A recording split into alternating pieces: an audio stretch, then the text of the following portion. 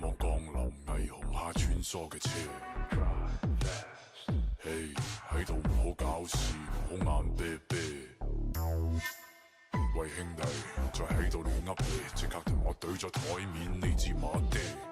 要守規矩，咪亂行亂過，龍門嘅制度我嚟編寫。呢個城市不太真實，呢個城市容易迷失，喺度要將力量結合，衝破迷霧，重建旭日，喺度要去不停升級，判斷真假偽善事物，喺度靠自己把握命脈，衝破迷霧，終見天日。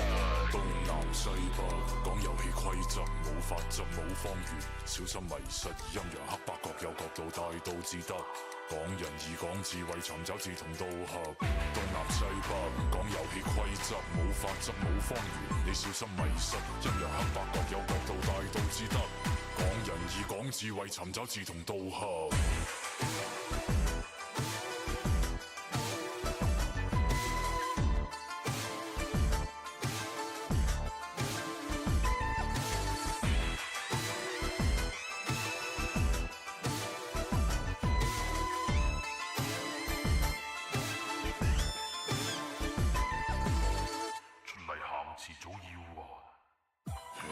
周圍都係角色扮演，真假難分。唔好睇我表面和善內心，你諗都唔敢諗。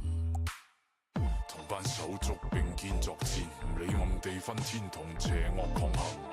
困難重重，疊影重重，未驚過。扭轉乾坤，塵世煉金。呢個城市不太真實，呢個城市容易迷失，喺度要將力量結合。衝破迷霧，重建旭日，喺度要去不停升級，判斷真假偽善事物，喺度靠自己把握命脈，衝破迷霧，終見天日。東南西北講遊戲規則，冇法則冇方圓，小心迷失，陰陽黑白各有角度，大道至得。講仁義講智慧，尋找志同道合。東南西北講遊戲規則，冇法則冇方圓，小心迷失，陰陽黑白各有角度，大道至得。講仁義講智慧，尋找志同道合。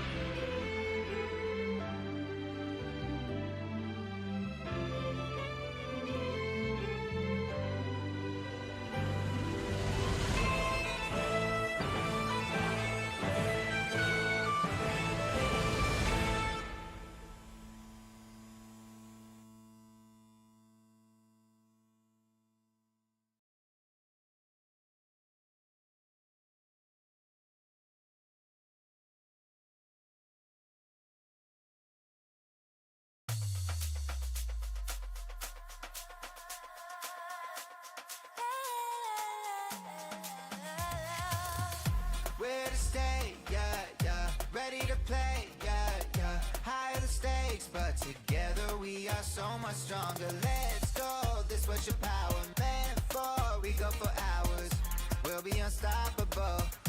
We're so unstoppable. When you fall down, get up, look around. Every opponent bows down. We gotta come up, time is now. When it gets harder, got you now. Hello, hello. We're back with some more Arknights story. I think last we left off, it was 13.3 before, and we didn't do after. So we're going to be doing the after part this stream and doing as much as we can before my throat dies. I have one bottle of water and lemon drops.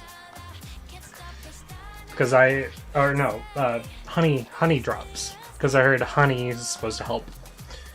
Though I've been using those for every story stream at this point.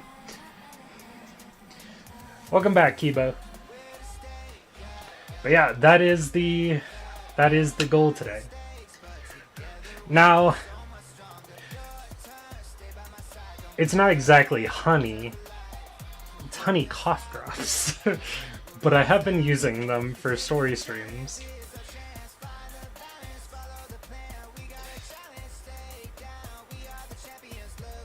They do help a bit. I don't take too many, by the way. I take like maybe 2 at most. Because having too many cough drops is probably a bad thing. I have no idea. And it's not like I need cough drops for coughing.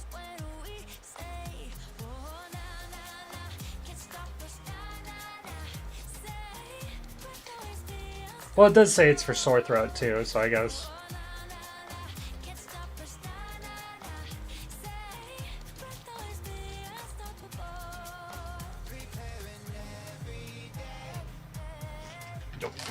I'll be honest with you, if you ever get honey in a jar and you mix it with milk, it's one of the best drinks ever.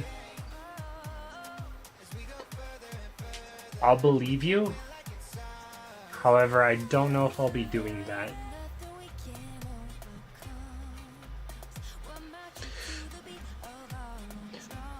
At least I'm not sure.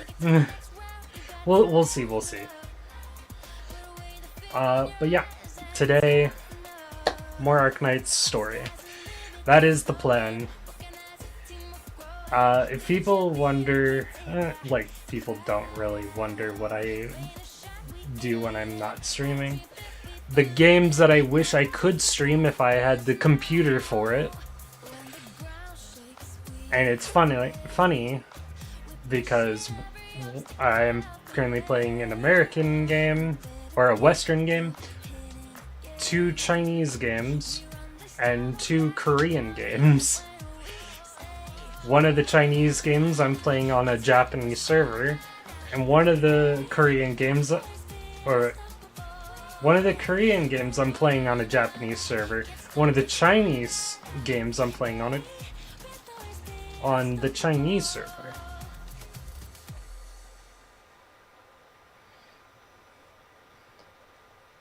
I am literally playing. I'm playing games from around the world on servers from around the world. Western China and Korea, or no, well, Western Japan and China. Games of which ping don't matter? Yeah, you'd be surprised. I play Calabio, which is a third-person Valorant-like game. So ping does matter. However, I don't care, because I have fun with it anyway. Then I also play a Korean game on the global server, which is Eternal Return. And then the Korean game that I'm playing on the Japanese server is Hoyeon, which is an MMO that just released recently, and I've been having a lot of fun with that. I've gotten a bit addicted to it. Just a bit. And then the Western game that I've been playing I've been playing Skyrim again. Those are all of the games that I can't stream.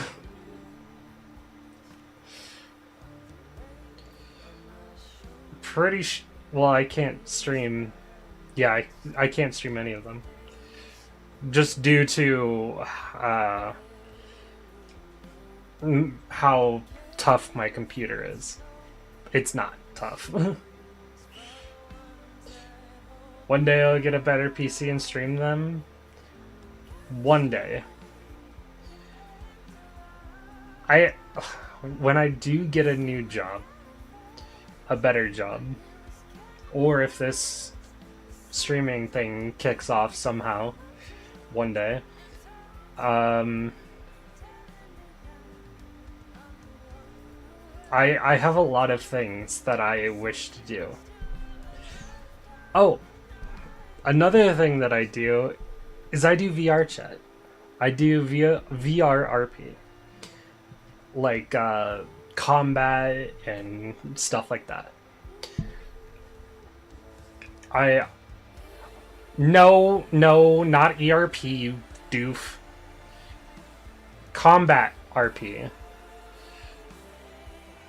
Normal RP. I will redeem that plank in just a second. Thank you for the yeet. But yes, I do VR RP. Everyone knows you only use VRCD. No, that is not true. There is things like guild RPs and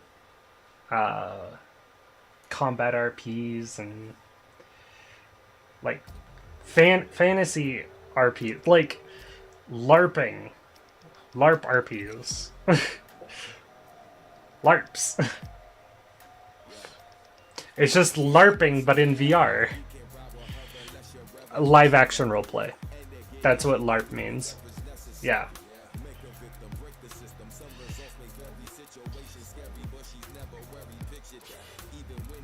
So it's basically LARPing, but in VR. And a lot of live action role playing also does like combat and stuff. I have some on my YouTube channel from back in the day, but I stopped doing it because like my computer just couldn't handle it all. It was really choppy and all that stuff. That's what happens usually at Renaissance fairs, is LARPing. That's fair. I haven't been to a fair, so I wouldn't know. But I do believe you. I just LARP in VR.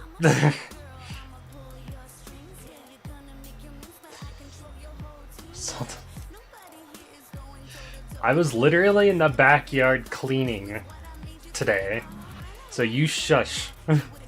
I did touch grass.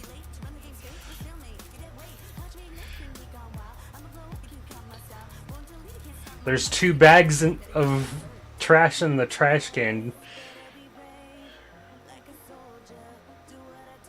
Picker didn't happen. I'm not doing our IRL pics.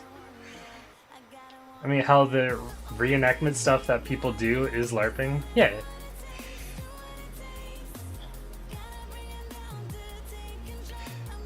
You're just joking. That's fair.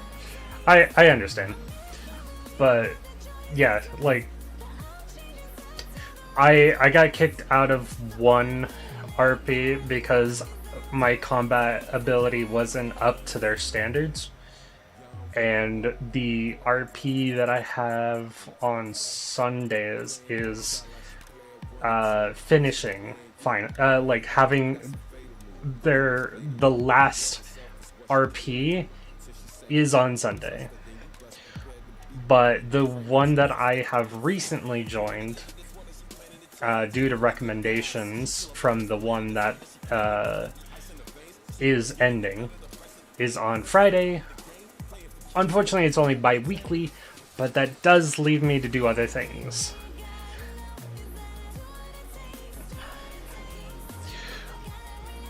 And it might stay bi-weekly, it might go weekly, but like you play that MMO. I did all my MMO before stream. I literally did it all before stream. But before we start, I got a plank, and I actually have to go to the restroom because of how long we've been talking. So let me plank, and then I'll put on the BRB screen. I mean, the fact that it is bi-weekly allows you to play the MMO. Yeah, I'd play the MMO anyway.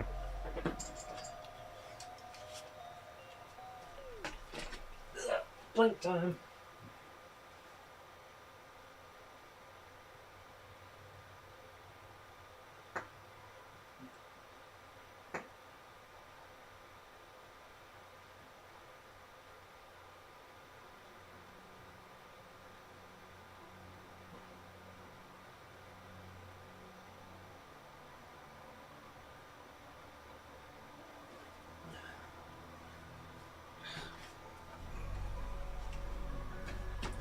And while this song plays, I'm going to the restroom. I'll be right back.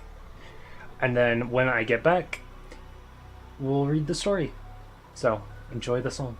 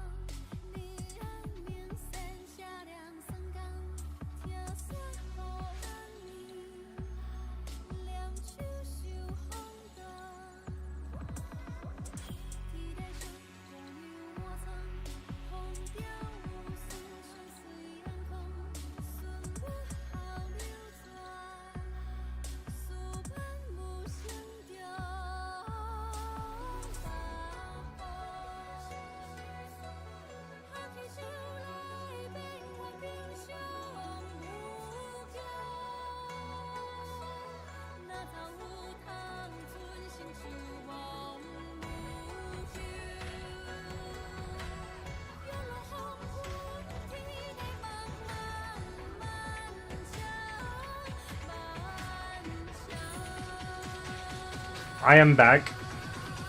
We're gonna let the song finish first before we continue, because I love this song.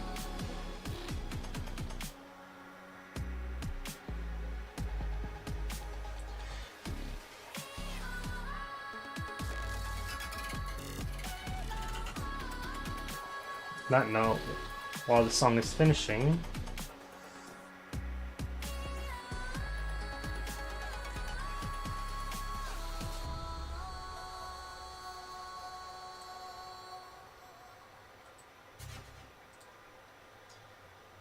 I also need to just check in on a certain someone. They're not online, so we will not check on them.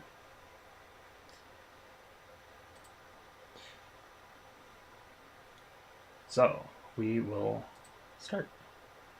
Let me just turn on the music for Arknights. The sound. There we go.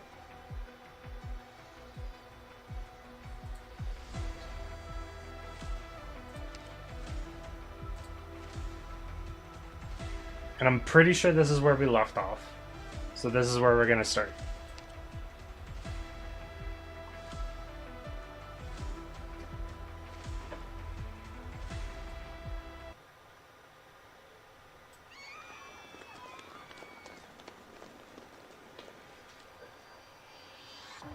I'm pretty sure this is where we left off. We did the stages and just reading the story? Correct. I did the stages like the week they came out. But I kind of procrastinated the story reading part. So here we are. However, the boss is not done.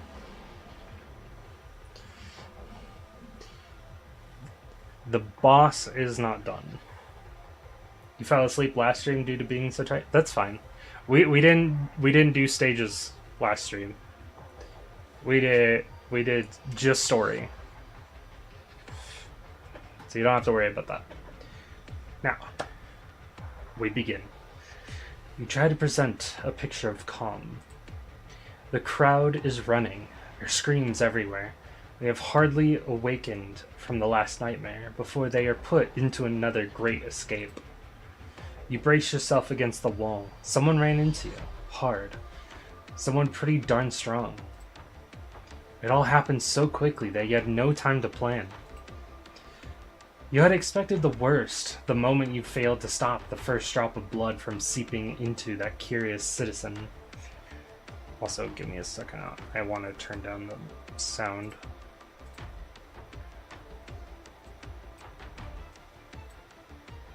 That's a little better. Failed to stop the first drop of blood from seeping into that curious citizen. Even worse is that you and Amiya have become separated by the stampeding crowd. It has been a long time since you last felt alone.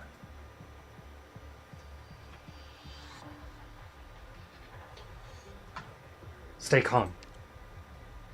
The screams drown out your voice. Nobody is listening to your commands. Out of my way! Out of my way! The monsters are coming. Get out of my way. Get away. There's blood on you. Like those monsters. They are not your operators. They are just ordinary people. Reason is a luxury in the face of death. Doctor! Doctor, I'm here. Grab my hand. You finally hear a familiar voice. Amiya. Amiya tries to force her way through the panicking crowd and reaches out her hand. Is this a callback to, like, the very beginning? Chapter 0? Doctor, take my hand.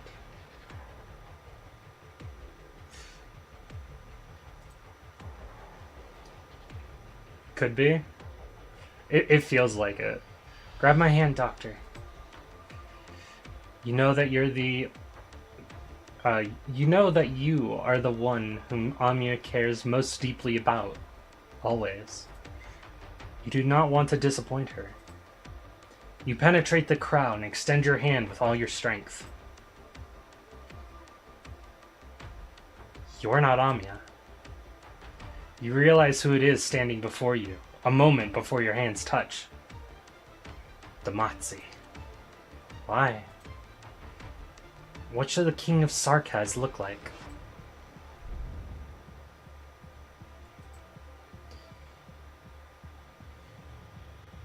You're not the one you once were. The myriad souls still reject us. However, a change has occurred. A part of us has left us. We must make a choice. We cannot remain stagnant. Damatzi approaches you, one step at a time. You can feel that the one-time king of the Sarkaz court has changed. He is no longer an idle observer. He has begun moving forward. Doctor! King of Sarkaz. I tried to imitate you, but I failed. I knew Damatzi. Is this your choice, to formally stand against us? We simply decided to try. Will we learn our meaning in this battle against you, King of Sarkaz? Where does our path lead?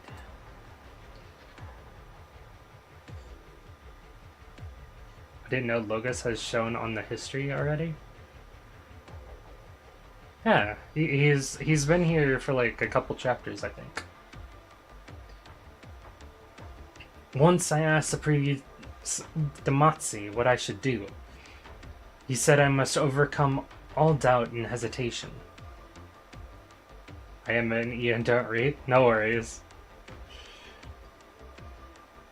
Said I must overcome all doubt and hesitation. If you still call me the King of Sarkaz after being reborn, then go find the answer yourself. You won't get it out of me. She is always at your side, smiling. It almost makes you forget that she is the true King of Sarkaz. Dark arts rumble. You find Amiya's presence downright imposing. But still, you feel uneasy. Instincts tell you that this was no ordinary attack. In just a short period of time, you have learned that the Duke of Windermere, defender of the frontiers, is no pushover. She had her flagship break off from the fleet in order to save her daughter. This was an opportunity. But the rest of the fleet was not so far away. The tactical advantage in attacking a ducal vessel is limited, unless this was a decapitation operation. No, killing a duke only makes her men angrier. There's more to Teresa's plan. Plus, the ship is home to more than just the duke's elite guards. You and your friends are here. The King of Sarkaz is here. Suddenly, a pang of intense pain dazes you. Oh, did I hurt you? That Ascalon woman is so annoying. She's so persistent with everyone. Doctor! Amiya disengages from her battle with the Damatzi and runs towards you. Arts converge on your fingertips and her crown appears above her head. Look out, Amiya! You're the one they're after.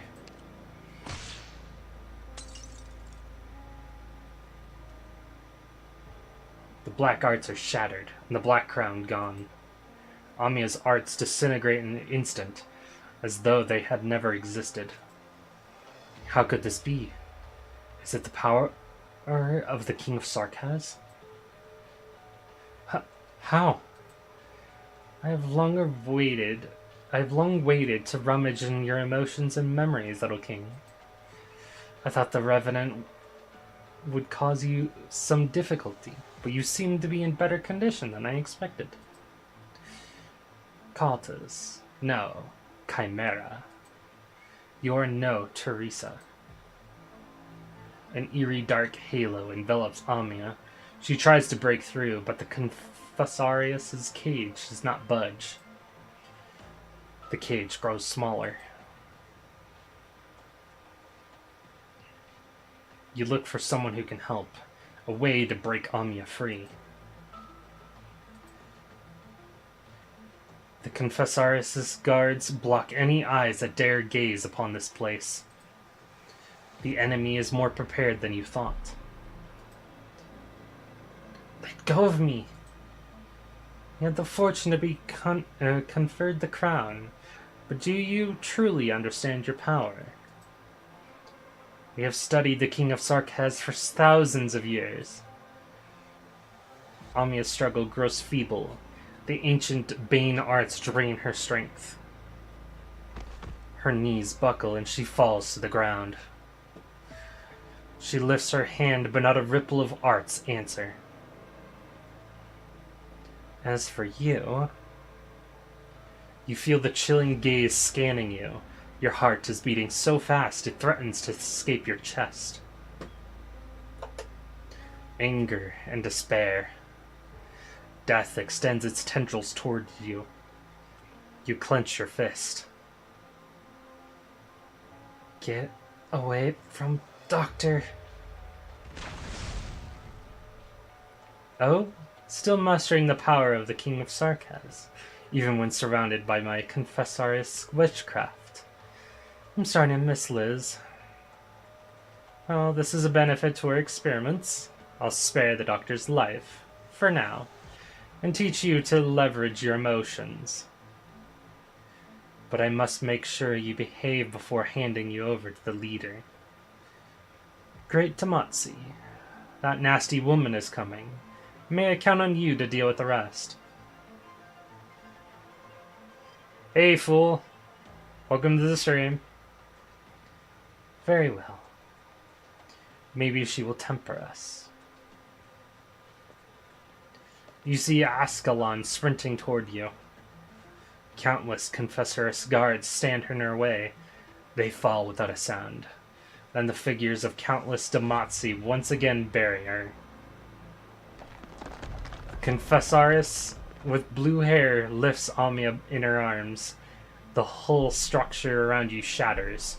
A staircase of earth and stone rises, and the wall of canyon outside opens its gaping maw. You have seen arts like this before, but she is no gargoyle. Doctor. Amia! Wherever they walk, the stone bridge trembles and shatters, and the cracks on the rock wall heal. Ascalon tries to free herself from the Damatsi tide, but the expressionless fragments seem endless. Doctor, stay where you are. The most important thing is the Confessaris and Amia grow distant. I've heard it many times from many people. You're not built for fighting. So weak you could not even complete the beginner course for trainee operators. Calcit wanted you to stay in the rear, giving orders in safety. But Calcit, equally thin and frail, stood before Teresa's. You can still see the gaping wound when you close your eyes. You should wait where you are. Ascalon needs time. You can work on a rescue plan once the battle has concluded. Commander should learn to recognize when the situation is untenable. But your ears ring. Amia is your partner, your family. Your sense and sensibility, your past and memories all cry out.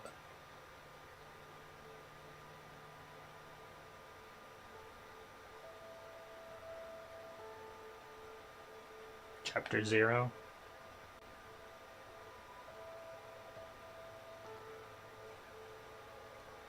The smiles, the tears, the hard times, the brief joy. The whole breach is right beside you. The stone staircase is starting to fall apart. You put a numb foot forward.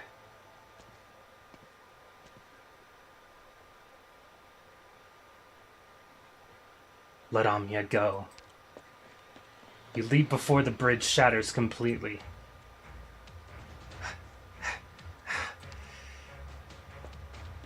You run like you never have before, as the ground falls out from beneath where you just tread. Your view is obscured by the white vapors that you exhale. Your whole body trembles. You have never so lamented the frailness of your physique. It is not far. You can catch them, you can. There's no time to think. The hole is within reach. But the ever-shifting rock wall could close upon it at any time. A few steps further. You muster all the speed you have. The next instant you find yourself falling in infinite darkness.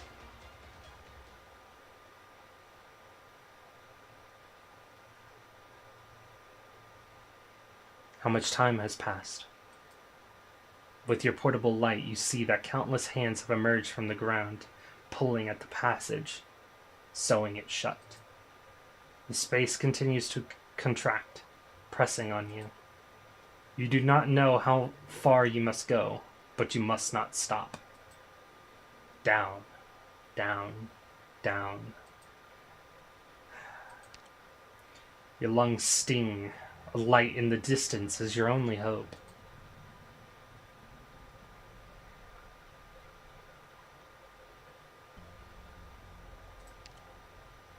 Escaping the contracting hole, you find yourself hanging from an upside-down statue. From its eye seep water falling from above, gleaming an eerie red in the light of magma. Where is this place? What are these statues? You recognize the statues as Jal. The gargoyle shoulders the roof of the cave, feet burning in the magma.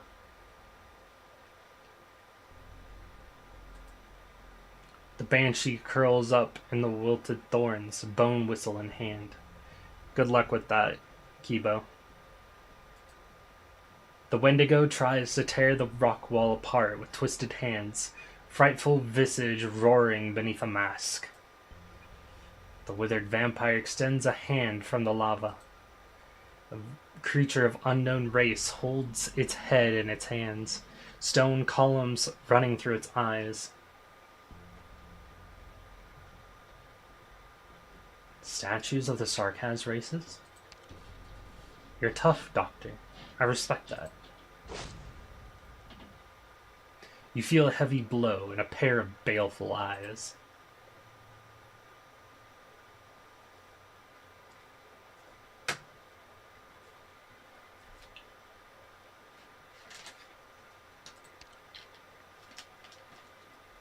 Awake. How did you follow me with that feeble constitution of yours? I examined your body, but found nothing. Well, not exactly nothing. Your structure is unusual, different from all the samples I've seen. I would very much like to study you in great detail. Unfortunately, this place has been abandoned a long time, and the equipment is far from adequate. It would not do to damage such a precious sample. Perhaps I could bring you back to Londinium, but Teresa seems to pay particular attention to you. Amia. You look towards Amia. Her consciousness seems hazy. Black arts seep out from her, then fade into thin air the next instant. Her brow twitches in pain. She is not in good shape. You have rarely seen this expression on the brave child's face, ever since you met in Chernobog. Look, Doctor. What is she looking at? She's trembling. What did you do to her? The King of Sarkaz grants the Promised Land. The little bunny simply got a taste of her own power.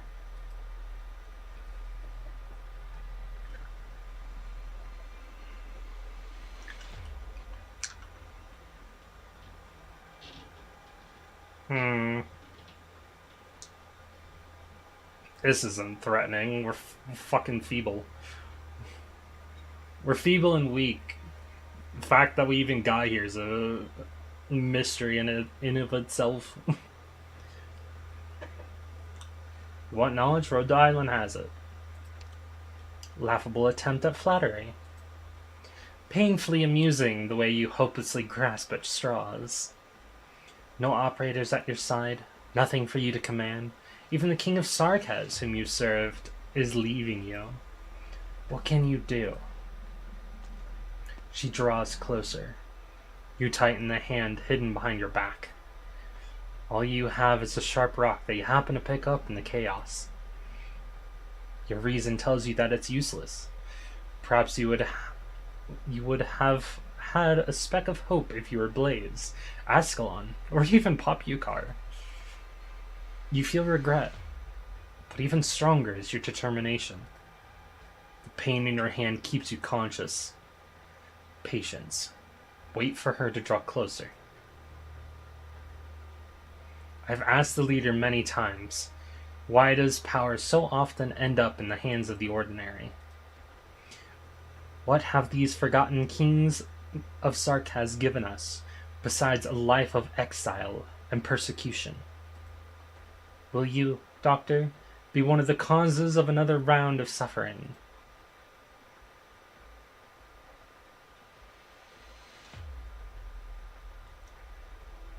Remove the spell on Amia and I'll do my best to answer. I appreciate your intelligence, but there has never been a shortage of smart people. There's nothing that can compare to this opportunity, what we have pursued for thousands of years. If she can force the crown upon the head of this little bunny, then it can be forced out. You want to steal Amia's crown? Steal? No, this crown is not a ring lying on the battlefield for the taking. You'll never understand. The blue-haired confessor turns towards Amia. This might be your chance. You make the calculations. With your full strength, perhaps. What's this? A rock? You feel your internal organs twitch and convulse. The taste of rust fills your mouth. One little push from the Confessaris, and your right hand loses all sensation. Bones have broken. Wincing at the intense pain, you force yourself to lunge forward, but she lightly dodges. You fall in front of Amia, blocking the blue-haired Confessor's malicious gaze. How touching, putting yourself in front of her, but meaningless. If you're so obsessed, I have a better way to deal with you. Perhaps that brain beneath the hood holds secrets beneficial to our experiments. There. Don't try to resist.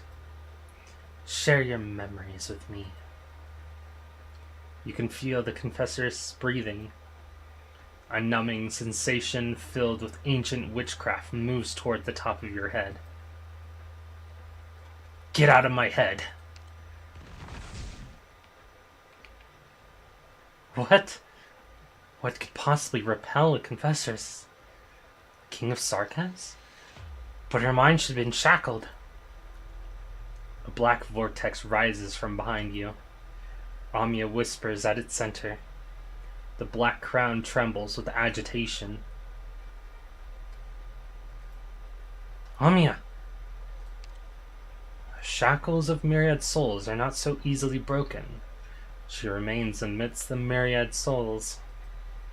She has chosen to protect you subconsciously. Wait, that's not all. Her connection with the crown is growing? The crown. Remember. Souls. Is that Amia's voice? You get a feeling. She is growing more distant by the second, to a place you cannot reach. Amia, wake up! You try to grab Amia. The black vortex roils between you, and a great force tries to push you away. You dig your one good hand into the dirt, dragging the rest of your hide along toward the girl lying on the ground. Such intense emotions. Looks like Teresa's choice was not entirely one of desperation after all. Just a little further. Why don't we cut straight to the chase then? Hope this won't break your little head. That would be a shame. Confessory left more than statues in this cavern. Amia! You touch her. promised. Reject the voice.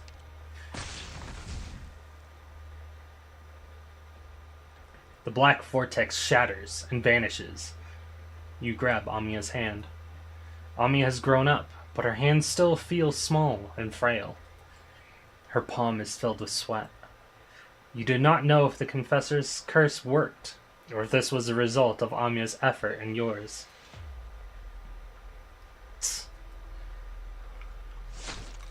Blood sprays from the Confessor's neck. Ascalon walks toward you, casting not another glance at the fallen Confessoress. That was reckless, Doctor. If I didn't run into... Look out!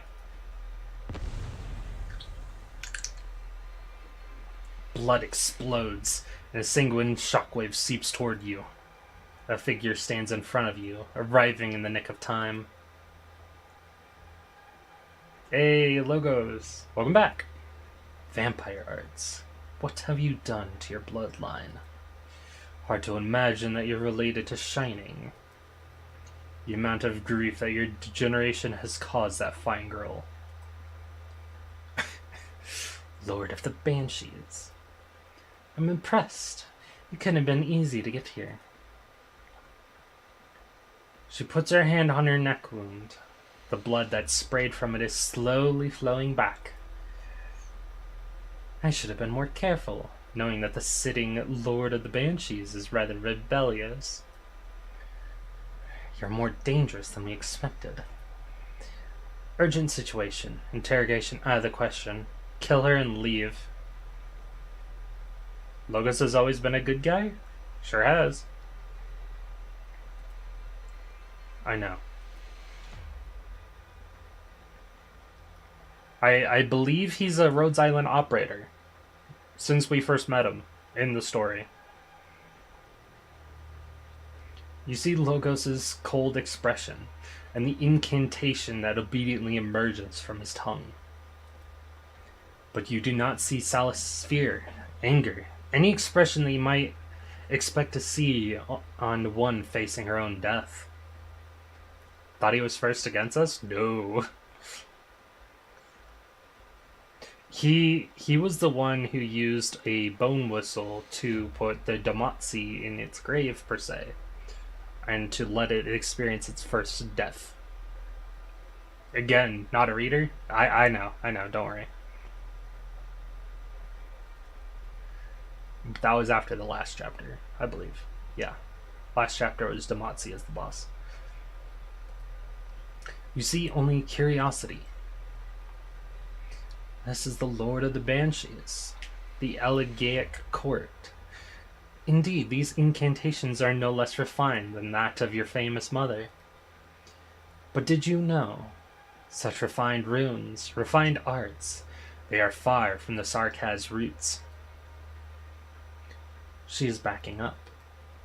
Behind her, the statue of a banshee towers above.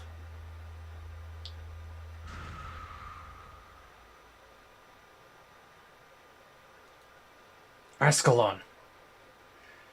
An instant before everything went black, you saw Ascalon grab Amiya while Logos shielded you. You saw the statue come to life. You saw the Confessor's eyes narrow, saw her ring the death kneel first.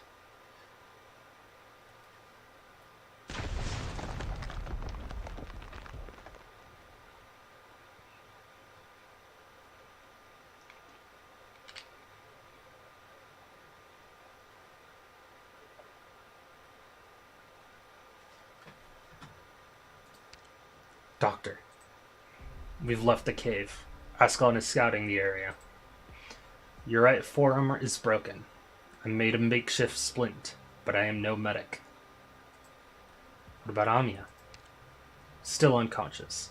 The Confessor has said something to the effect of trapped in the myriad souls, but she's alive, at least. You turn around to see the Countess girl lying peacefully under a tree, as if she is merely sleeping. I can understand Ascalon's objection to your methods. She's concerned for more than just your safety. But it's also true that you bought us time. The Confessors and Omnia would be behind Lindinium's walls by now, if not for your efforts. What of the Confessors? She got away. Rock and earth, blood, and the wail of the Banshee. Is this the Sarkaz that the Confessory want? One so obsessed with bloodline and witchcraft? Their target is the King of Sarkaz. We must inform Calcit and Shining. Wait. The vapor around us. This can't be. Careful, Doctor. We may still be inside the enemy's trap. What is it? This is not Victoria. This is the Convolus of the Banshees.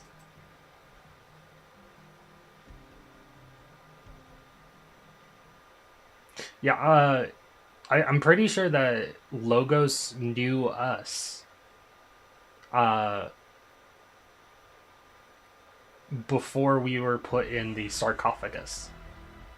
The sarcophagus is the thing that Amia pulls us out of in Chapter 0.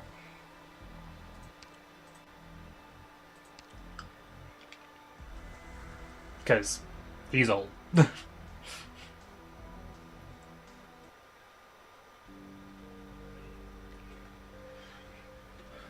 Honestly, since coming to Victoria, my drafting work has been at a standstill. Back in my mercenary days, I spent most of my free time writing them. One book filled, a new book empty. Really, I had more to write than I physically could.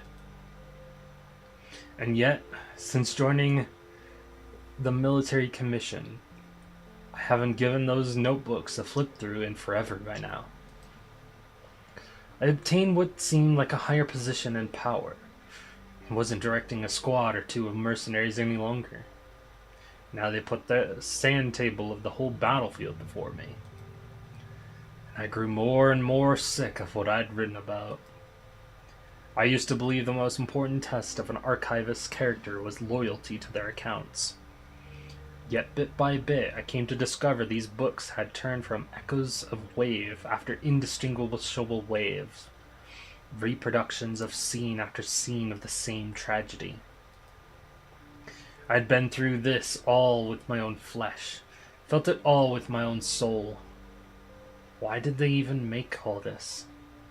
Vacant language and empty summary out of it. I had enough.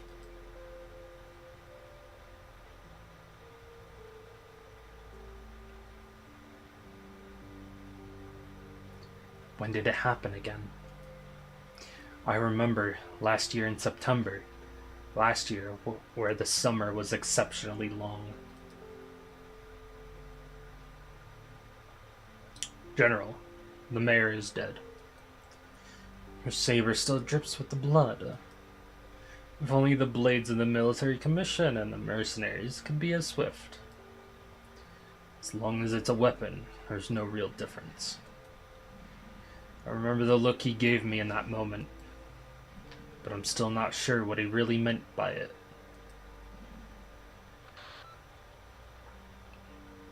Roger. News just came from the Mercs. The 14 MPs in the plot to assassinate the regent have been apprehended. And what stance are the other MPs taking? They don't have one. I thought you'd be more direct about your methods.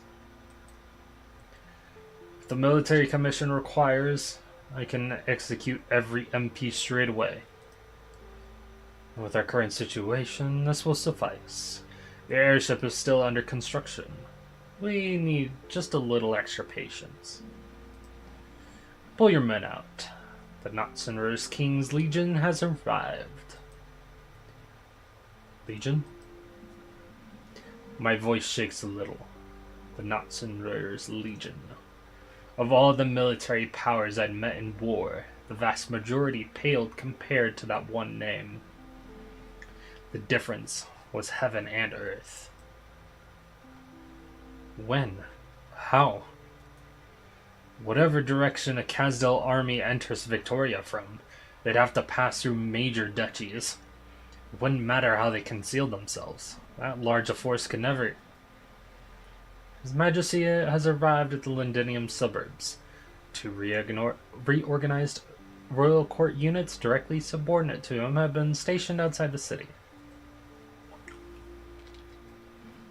I understand. I'll order the mercs to withdraw. Lieutenant Colonel Leteau had his talk with the regent. He and his defense forces will soon be assuming control of all of Londinium's administrative affairs. On the surface, Londinium will enter a state of semi-martial control, led by the defense forces, owing to the garrison rebellion. Don't think that'll fool the Grand Dukes. Their intelligence networks are well developed in the city. They'll definitely start mobilizing for war within the next few months. It won't take that long. It's exceedingly likely that the quickest army will show up beneath Londinium's walls within 20 days. But no fear, no matter who arrives first, they won't be hasty to act. Any duke that dares march alone will become the common enemy of all, just as in the Duke of Windermere's failure of a raid 2 years ago. Her high-speed warships didn't even succeed in launching from their berths before her own men obstructed her. It was ridiculous.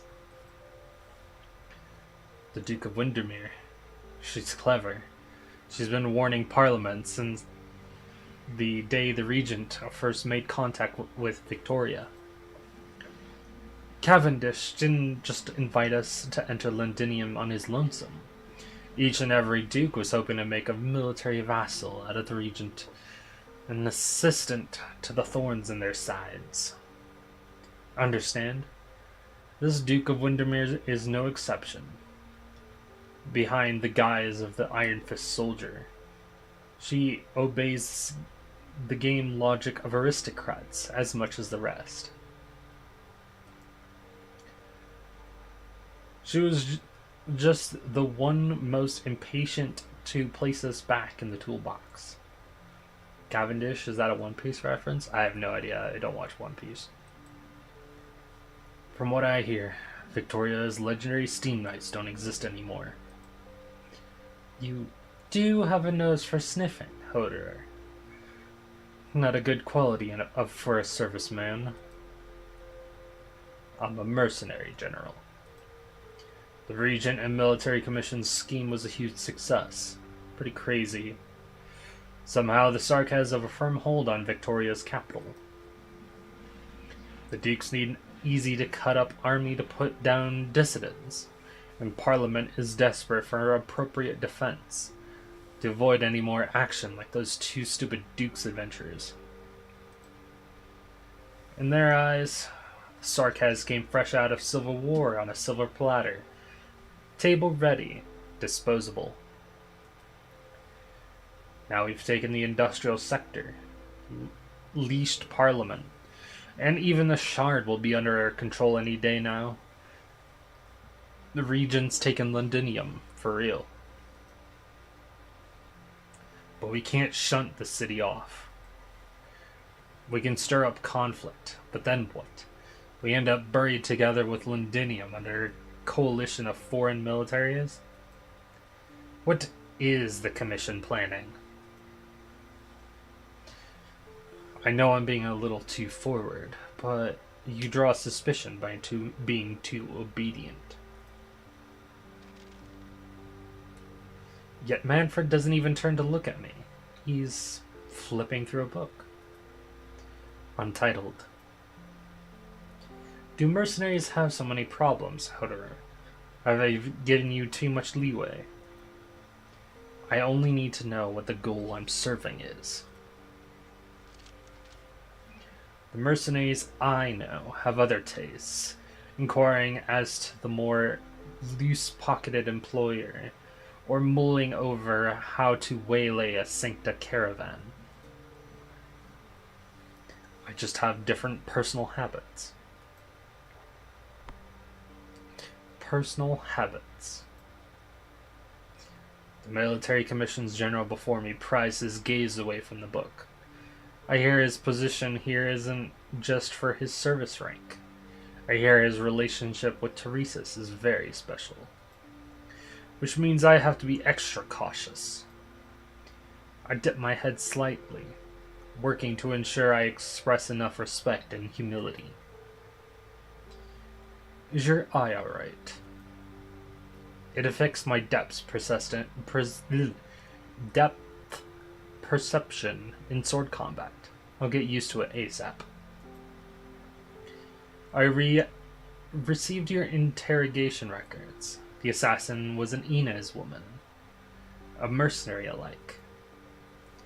We sure didn't expect a Sarkaz like Inez to get brought out by Parliament, especially for a hint on the regent. Inez is dead, and you lost an eye for it. You'll receive commendations from the military commission. No commendations necessary. Then you'll receive payment, in mercenary fashion.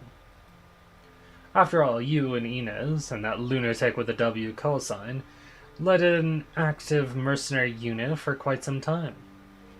The old Sarkaz of the Scar Market. Their accommodations for you are blinding. Very decisive of you to kill her. It's the only way a mercenary lives. Will do anything to survive. Even gutting your own colleagues. Even gutting our own colleagues. But I'm sure one day you'll come to dispatch me, won't you? You asked me just now, what could the military commission be planning? Our plan is only drawn up by the point war breaks out.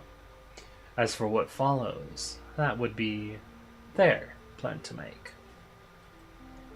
The place is the heart of the hatred, and it will be buried by vengeance.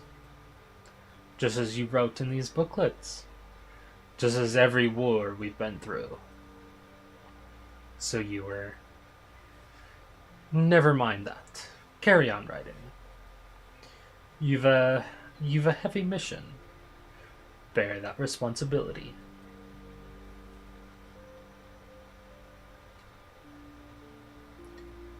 Now, the military commission's duty in Londinium is fulfilled. With a single activation of the shard, the tempest of war will be unstoppable. In which case, what more could Teresa's want to do? What more can we do?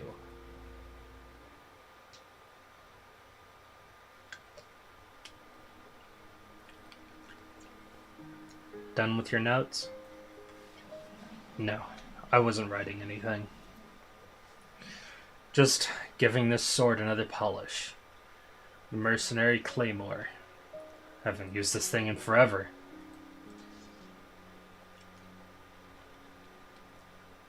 There he is. So heartless. If you want it, you can have it. Present from me to you. A sword, low efficiency, 0 interest. You found the time to fix your hair. Can't blame you, I guess. We're not gonna have the time for hair gel like you did back in Londinium. It's just more convenient this way. Should have kept that outfit. Maybe you could keep acting the merc leader, treasure of the army. What's that thing army guys say? It's your calling to serve. Mercenaries' calling is to get paid, not get bereavement. Knock it off and save your spittle, you two. Defense perimeter, scouting radius. Is this the opening? Until they started fighting? Yeah. As for now, they're marching. No matter how much the dukes hate each other's guts, the front's gonna close in sooner or later. Sure this guy's gonna pass this position? You can literally see the shard's catastrophe clouds from here. The catastrophe's landing point is the line of fire between Duke of Wellington and the Knots and Racine. Chances are that Iron Duke will retreat his front. As for Windermere, She probably won't have the spare energy to deploy her own forces until she gets her daughter back inside a nomadic fortress. My guy doesn't have a lot of exit routes from Londinium. Wait, incoming. The shadow's very fast. It's like a polygonal yarn ball? What? The overall shape is polygonal, but highly irregular. It's arts. High chance the naked eye can't follow it, or else she wouldn't make it here. Target confirmed. We can afford a little rough play. W. I turn back, and she's gone. A second later, deafening explosions.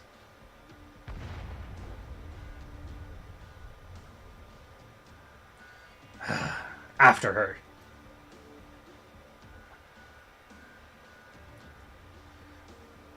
Scale of the dust cloaks the entire surroundings, but we're not blind to what's either a sizable witchcraft vehicle or bizarre aircraft. As ever, W kicks off without restraint, if we did graze a lich. I brush away the smoke, but surprisingly, I feel myself hit something. What is that? A wire? Silk threads, hanging crisscrossing from the void, then pressing into it again. Mercenaries? What a coincidence. Come at me then. This is where the strange sensations truly start. Her figure snaps into formlessness in an instant, threads swirling and fading. I thrust an arm out with all my strength, but grab at nothing but dust. Did she run? I told you can't blow up a lich with bombs. No, she's still around. We have to catch her.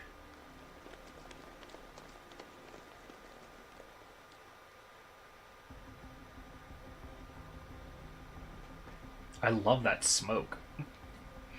Something is not quite right. We never passed by any area like this. Nothing here casts any shadow. Is it an illusion? I think there's a bunch of big guys over there, right by the mountain. Those are some crazy swords. How do they lift them? Mountain?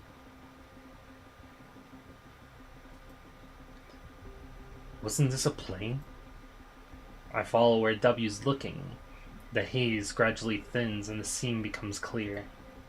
I gulp. Practically everything about the battlefield leaves my mind.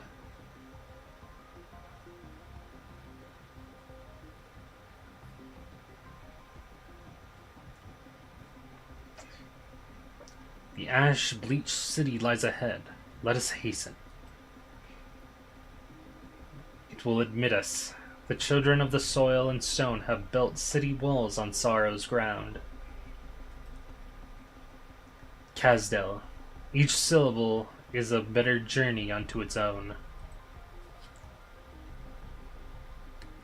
Where is it? From dreams we have departed, seeking to this day.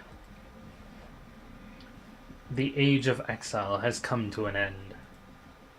What are they saying? It's an ancient Sarkaz dialect. Sorrow's ground, ash-bleached city. I'm having trouble with the rest. Can only guess. I think they mentioned Kasdel too. Which one? Diablo Balosaka of the Condemnor clan and the Quilon, the errant overlord, will meet us on our way. Oh, and he is here too. Guldal, the king of Sarkaz. I couldn't know these names better. I could almost recite their legends from memory. The first line of Sarkaz I ever read was from a tale of these people. The epic, transcribed time and time again, still handed down in Kasdel's slums to this day.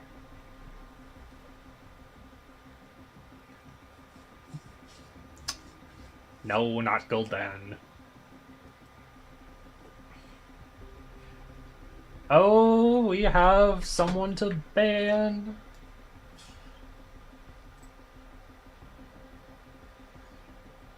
And goodbye.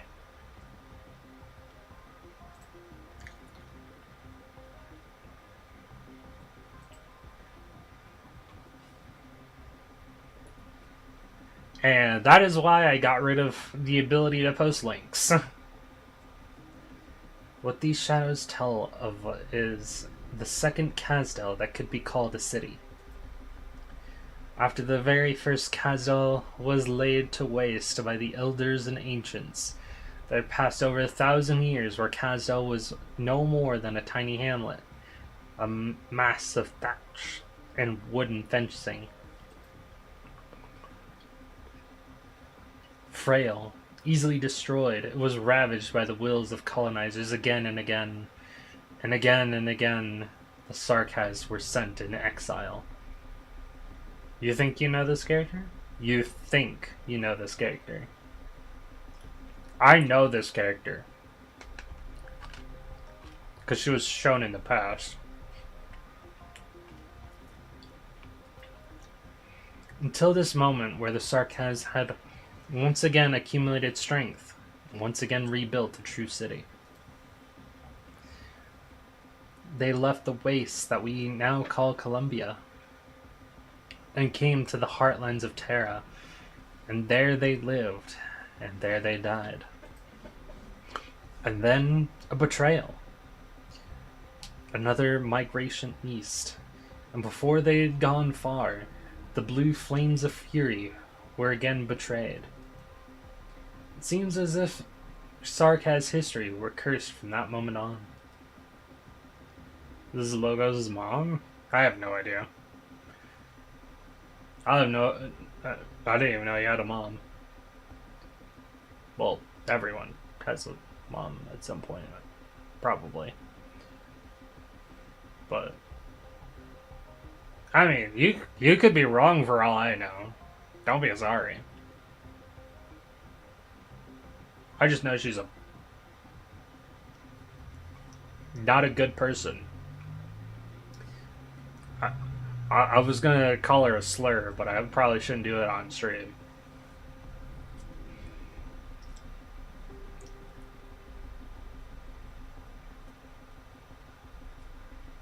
Yeah, she's evil.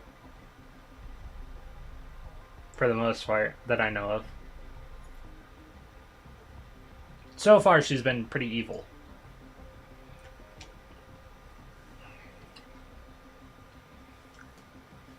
History waves have rolled on to this present day, where citadels are incessantly scrapped and rebuilt and still amble about in arm's reach. But the names they speak, those are that city's first kings of Sarkaz. King Ermengarde, that's her name. The kings of Sarkaz, 7,000 years ago. She's also very flat. Not that that's a problem, she's still evil. I'd hate her regardless.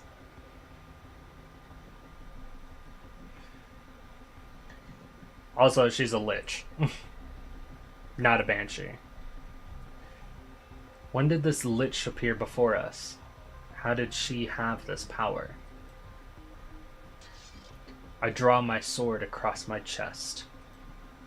The lich lifts a hand. How did you produce these things? Considering this Kazdel's historical significance and its impact on the generations to come, the legend of the King of Sarkaz have found such widespread in song.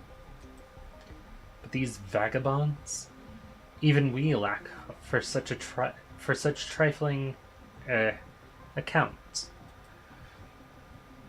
This is scarcely even witchcraft. It is absolutely not. No regime arts could attain this degree of effect. Oh, or perhaps it could. But at the very least, a historian would be needed. Is it a trick of physics? A projector that forms images from the mist? When did our brother and sister gain such technology? How rude not to share. No, it's off. These pictures are too close to the recorded truth. Be it a technological feat, whence came the material. So this is some kind of arts then. Her hand sways gently in the air, like she's feeling something, studying the colors before her and leaving us to our devices. But it's of no known category of arts. It's highly likely, even, that it isn't arts. How very strange. A ferryman? If Victoria wanted to tame a ferryman for battle, I should have started long ago.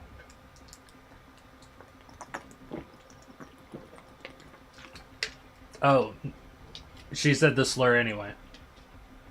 That I was thinking of. What's this bitch even doing? I'm gonna read every word. It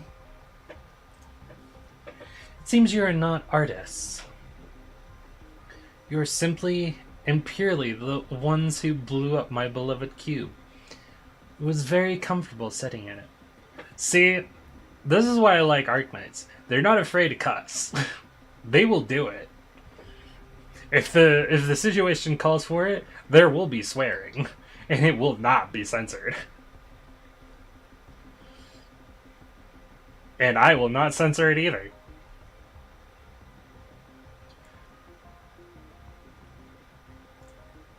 People swear, it's a known thing. Yeah, but, like, I can list off at least four games off the top of my head that either senses out swearing or just doesn't have swearing at all. Gotcha games, by the way. Gotcha games. Messenger up to the Lich's court. Lady Ermengarde, we deeply apologize for using such a method to contact you. I don't know what misconception you have of liches, but honestly, I'm not that old.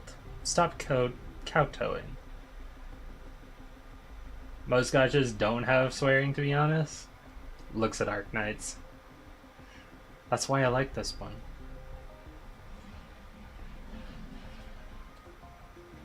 It's not afraid to get into the dark subjects and also just add swearing when it happens.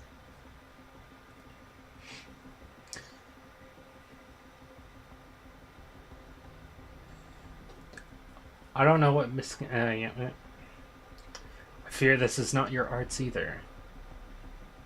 I certainly don't have the knack to conjure a band of 7 millennium-old vagabonds. What if I use arts to stimulate it? Just the most basic, tiny amount of energetic irritation.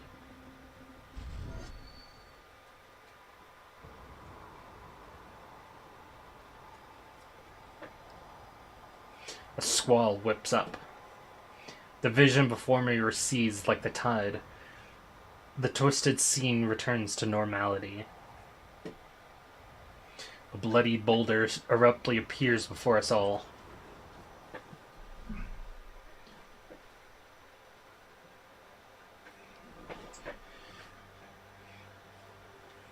What is this? I checked this area 3 days ago. There was nothing like this here. Guys, hey, Hodor, W, snap out of it. Inez is fine, thank the stars. My blood is boiling.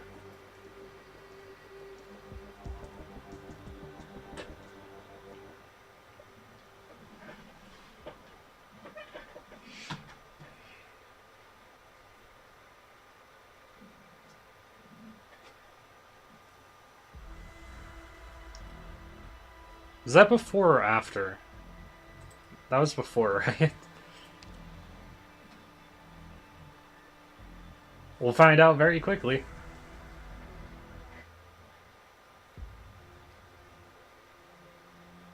Yep, it was before, so we're on after.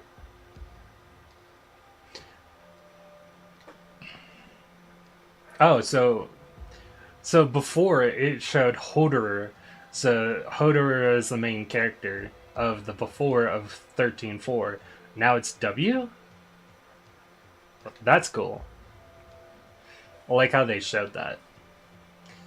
Never felt my blood flowing so clearly through my own veins.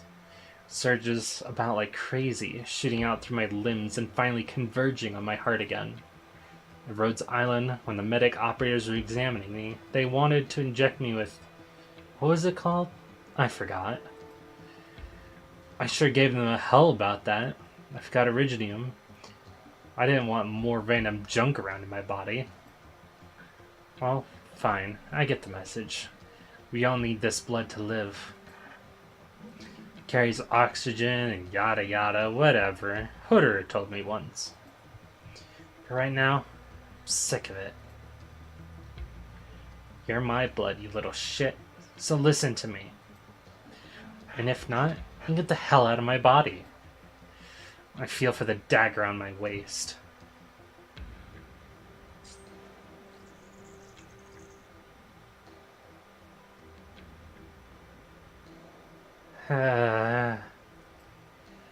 W, what the hell is wrong with you?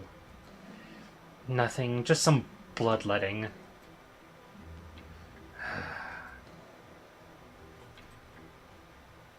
Hooter scrunches his brow. The Lich is giving her hat a death grip. The racket finally dies down. No, actually, I guess we hardy bunch just got used to it. Inez, are you alright? Absolutely nothing's wrong with me. You guys explain. I get it. These rocks don't work on chilly old hags. I bet Caltech could dance a whole jig here. I'd believe it. I'd also suggest you bandage that wound. I cut surgical, avoided the arteries. So this is an anti-Sarkaz installation? Something to do with the blood?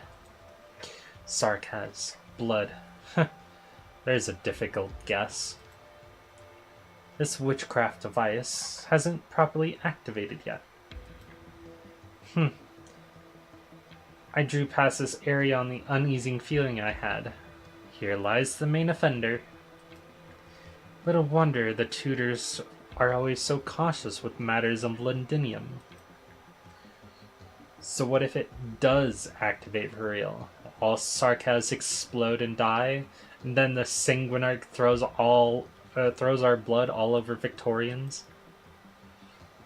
No vehicle tracks in the vicinity. No signs it was transported. They took these giant crystals, crossed all these miles, and they set them down here directly? Somehow, this wouldn't be the first time I've heard something like that. Lady Ermengarde, I'm guessing you have nothing to do with this either. Naturally. Liches can't accomplish this sort of thing. The space we research isn't this one. Also, if I'm not mistaken, you recognized me just now. Roderer, was it? I've had my eye on your books before. Some of your manuscripts are even in circulation among the Lathanian Sarkaz. Do you have any leads for us? Why should I be helping you? You just blew up my little cube. This bitch just shot me a glance. Hey, you don't know how much I'm holding back from stuffing a bomb in that chest cavity of yours. Are all Sarkaz mercenaries so eager to die these days? If she says one more word, I'm seriously gonna do it. Forget it. Let's talk about that illusion just now. How was a vestige? A spatial one. A temporal one. Were you looking for vehicle tracks just now? That illusion, was it? Some kind of special arts is affecting this place. But that wasn't Iridium arts, and it wasn't Sarkaz witchcraft. These art circles are related to the vampires. and the illusion was definitely related to the art circles. But there's no direct line connecting them. W should have done it so that she would die and the mistake on chapter 14 wouldn't happen. What mistake? As long as it's not spoilers. If you're talking about W alter, I don't think that was a mistake. Maybe her kit was a mistake, but I don't think W alter as a concept was a mistake. Perhaps these are leads you can use. Meant the kit, really? Yeah, alright. Also making a limited of a limited. I think that's cool. Mostly, I feel like it's okay because W was like a year one character. Year one limited. I feel like that's okay. And it fits the story. Like, W joins us. Back then, technically. Neon Alter would also be okay. And Rosemontis Alter. Look, I would love a Neon Alter. But let's be honest, they have 6 other Neon siblings to make first. I say Neon Alter would be okay because I love Neon. And Rosemontis Alter would be really fucking awesome. Because I love Rosemontis as a character. And because her kit is pretty lacking. And now that W Alter is out, Rosemontis is kind of just got shafted. Rosemontis is really a problematic child, but she's so cute. She's not. She is a test subject. She has PTSD.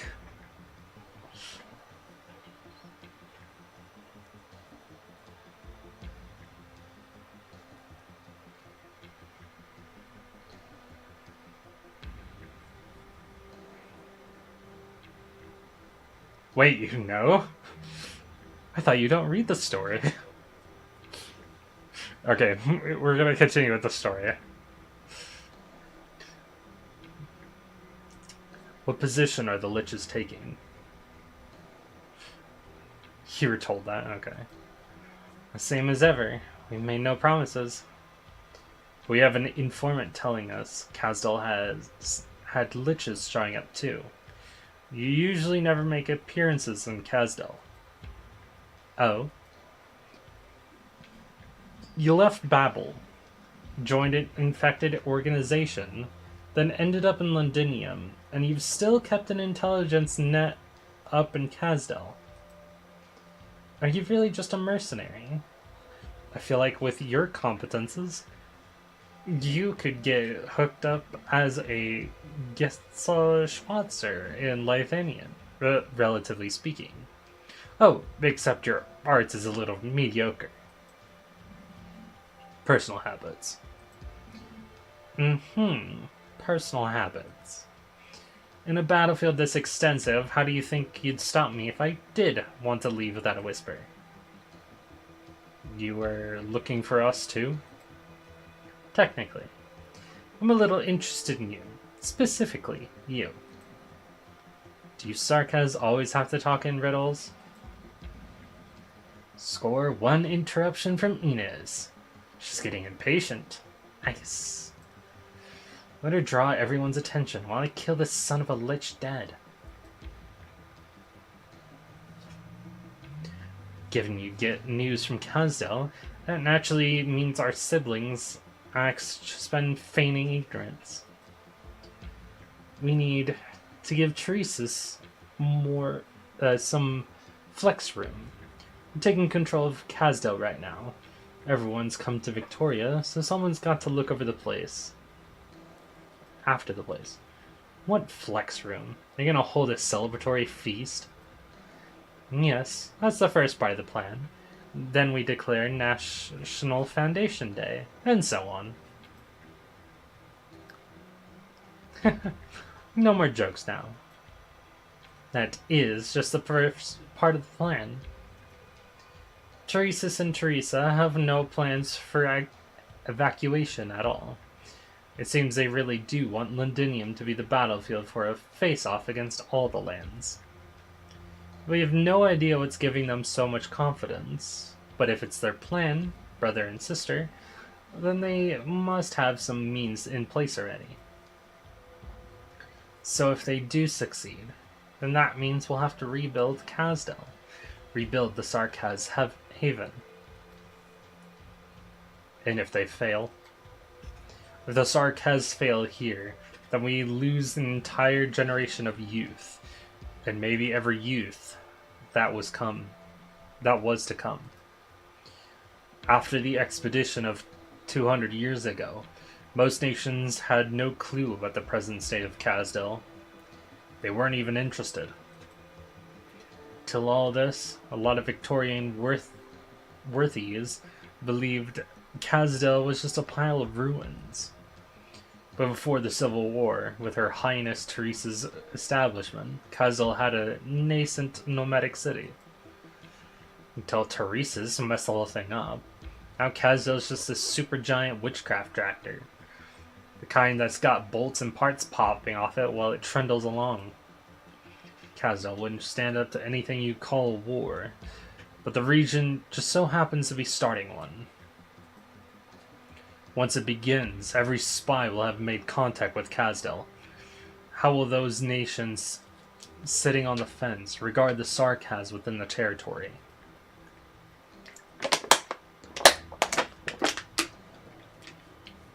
Ah, right, you're a pessimist. Good, so am I. So, part 2 of the plan.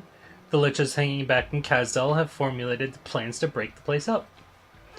If Teresa's fails, Kasdel will immediately be split into pieces, maybe a dozen or more, taking their affiliated residents as per the apportioned clan units off to hide deep in the barrens. Route planning, balance production, and ensuring Kasdel becomes a nomadic city isn't without meaning. To the Sarkaz, the enmity of the rest of mankind is a catastrophe. Kasdel will greet another age of exile. Again with the exile. What kind of crap is this? As if we're not exiles already.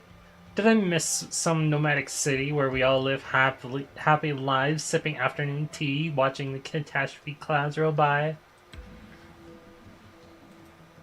Sarkaz are strongly united at this point. Not at all the way I hoped, but purely in forms of endpoint. Teresis has done it. But unity could mean more than just another vengeful massacre. Despite that unity being founded on hatred and war, that's no easy ask, Hoderer, my brother. Kasdel is more than a city. It's every person who calls it home. In the original plan, Kasdel didn't need that many inhabitants, and they wouldn't let us take that many away anyway. We have to end this war in Victoria. The sooner, the better. If we can't take back hate, then the least we can do is turn it into fuel to cast the supports of Kasdel. And every life to the Kasdel of the future may well be vital. Easily said for you. We just touched on a method for moving supplies and people over long distances. That might be what we've been after this whole time. What serves as the military commission's lifeline in Londinium. I'll find it and seize it. It was able to bring us to Londinium, so it can take us home too. Before everyone's buried 6 feet under. You aren't certain to succeed. You're just a mercenary. A place to call home. Somewhere you can always return to. Teresa.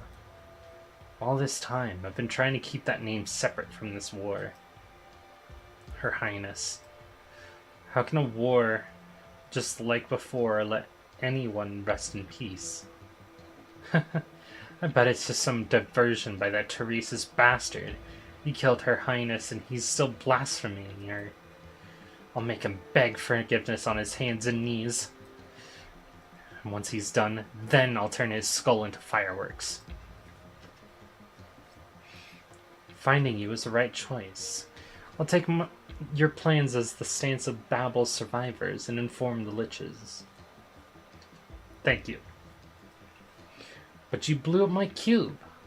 How do you want me to get back? On foot? 8 kilometers northwest. There's a Sarkaz transport camp. Go and steal their car. Need us to help? I think she's smiling. Looks like a small smirk there. My eyesight isn't great, but that looks like a smirk. Forget it. I don't want her rare Enos smile. Yeah. I don't want her catching me again and finding out I've been making deals with you on the sly. So good luck to you, and may you still be alive to make good on your promise after meeting her. It's at least pointing up. Yep. Her? Hold on. Are you guys getting this familiar feeling? What are you talking about? What am I talking about? I have no idea. Damn it, Hodor should be the one saying moody crap like this. But still, what's bugging me?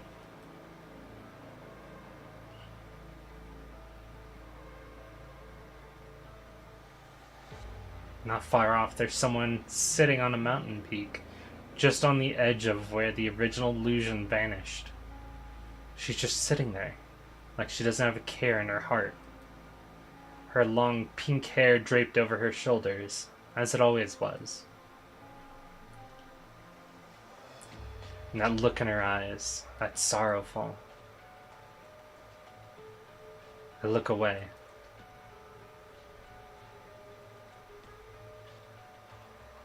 How is this happening? How? No, that's no illusion. The moment I saw her, I knew it wasn't. That's her.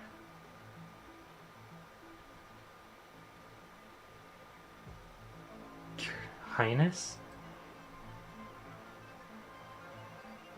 She's gone. I want to reach out to. No, forget it. Maybe I should save it for next time. Besides, she couldn't have been real anyway. She just really looked like her. An indistinguishable forgery, able to fool almost any pair of screwy, messed up eyeballs.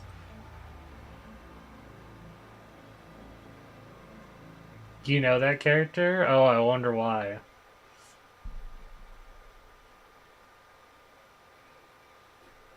She's a very important character to the story. And she is supposed to be dead.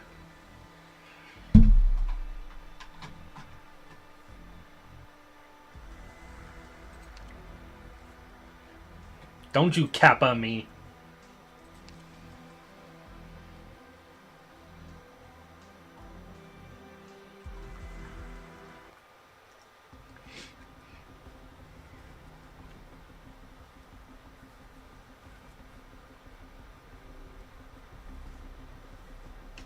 She's literally the one who started it all.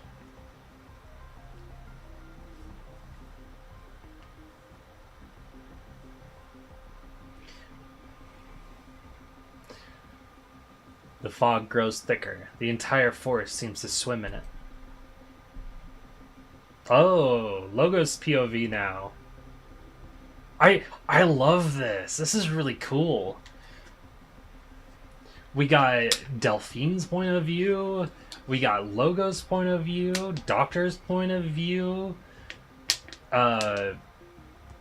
Hoder's point of view. W's point of view. Whose point of view are we doing next? Also, I should have just been saying POV. Would have been easier. I'll confess. I'm not so familiar with Kasdel at all. By the end of the Banshee's court's part in the war 200 years ago, I was gone from that city. It was in the convolvulus of the Banshees that I came of age. I had asked my mother why, being one of our 6 heroes, she could choose to leave Kasdel, city she once fought to the bitter end for. My mother issued no response at the time. She plucked a few reeds from the riverbank and wove a necklace for me. Their stems twisted about each other, from head to tail, tail to head.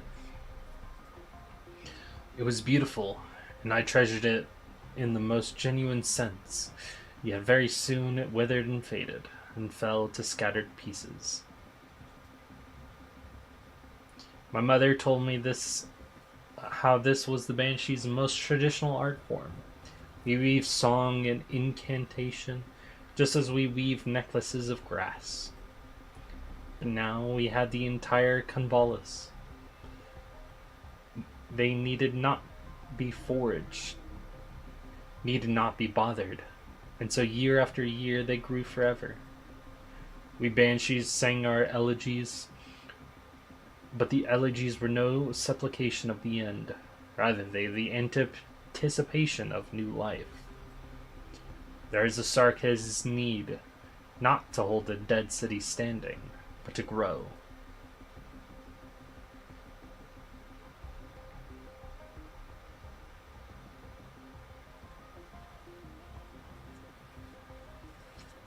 This is a highly disconcerting environment, Doctor.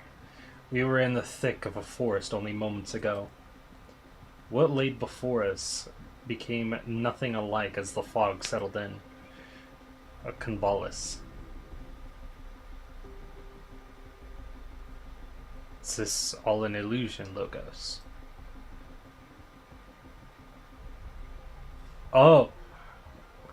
This is interesting. This is the first time that we've had a POV with the Doctor on the other end of it. That was actually Doctor talking without us putting input. That right there.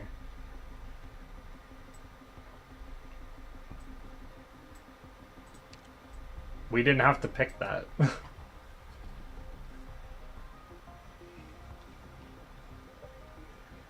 Burp. Hey, Scarlet. Welcome to the stream. The Doctor is considerably wounded, but their tone of voice has steadied once more. Ascalon silently carries still unconscious Amia, taking the very front. She remains as ever, lips sealed, but I can sense that her current silence is a more bleak one than before. I remember at the time of her hurried rendezvous with me, that flicker of an expression I found hard to discern.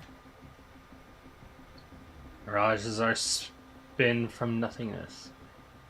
Their scenes are mere fictions in the mind, bound to return to nihil, no matter how lifelike. But this place is not. Everything here truly did exist, once upon a time. Constructing a mirage like this requires not just intelligence and information, but time and space. It's too difficult. A bone whistle? I know this convolvulus. I've always loved it. Yes, the whistle of the Banshees doesn't necessarily entail originium arts. When we were young, Sheen 13. Oh, hey Amy, welcome to the stream.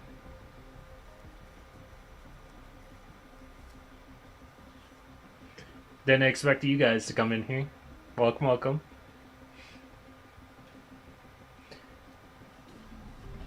Till great Finn gobbled small bug, until foul beast snatched up great Finn. That is when the bone whistle is played. What's this scenery doing here? How do we get out? I'm trying. Regime Arts hasn't this power. The power this is of can only be something more ancient.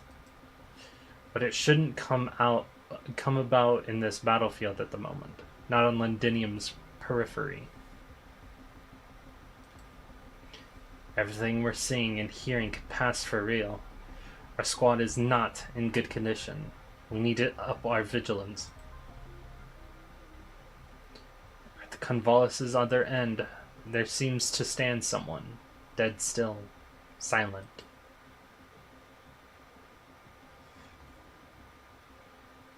See, now that is Logos' mother. Mother. Logos, what's wrong? Nothing. I say try to tear this landscape apart directly. It carries some risk, but it's the best solution. I don't know whether it'd be safe to leave this place, Ascalon. Ascalon nods, handing Amia over to the doctor, who strains to hold her up by the arm that isn't hurt. Ascalon, master assassin, vanishes in the blink into the mist. I shut my eyes and prepare, conceiving of destruction, imagining reconstruction. But the figure appears again, this time atop one of the convalescent's crests. She seems to be looking at me, but she is as if a thin slice of the past, struck frozen in some older time. I know that crest full well. When I was young, I would practice incanting there until twilight fell and she would show up behind me. I would never know when exactly she had come, but she would stand there, as she does now in this mirage. Once I exhausted myself, we would go home together. I feel for my bone whistle. It's cold as bale ice, just like the time I was first given it. Not long ago, I sounded it to the closure of Dematsi's court. But the time before that was the back of this convalescent.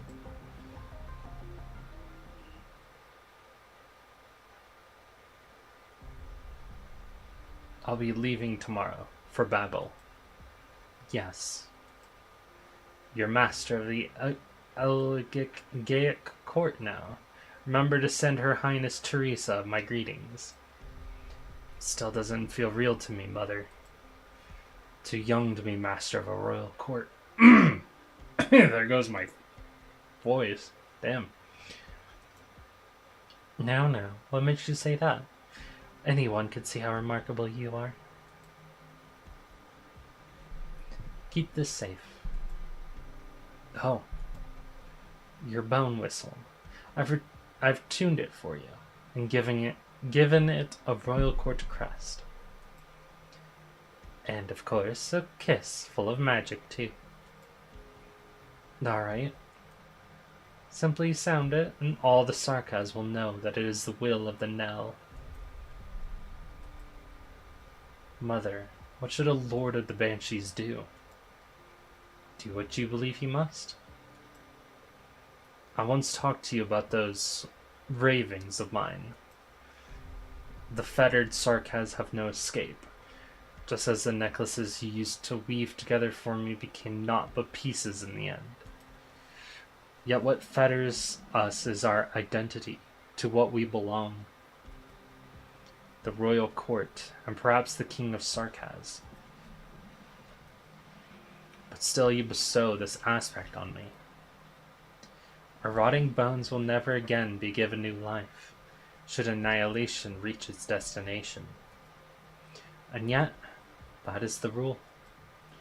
We sound the knell for all, for others, for ourselves. But it is a necessary burden. If you feel our time-worn inheritance has been reduced to naught but a stepping stone to new life, then it is for you to ascertain that yourself. Supposing that does not change your mind, then from death comes new life. Arrest the whistle to my lips.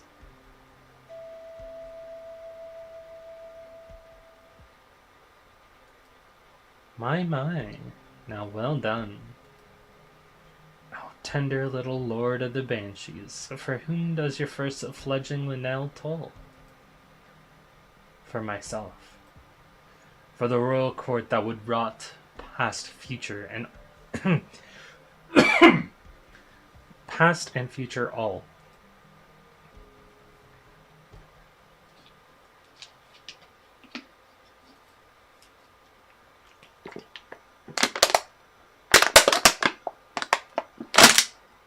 I'm gonna have to get a refill. Maybe.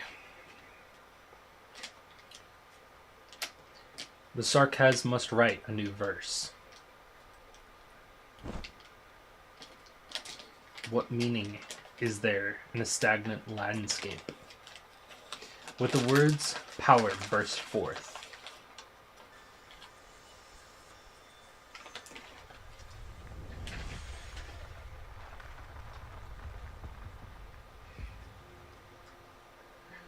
This is the vampire's witchcraft.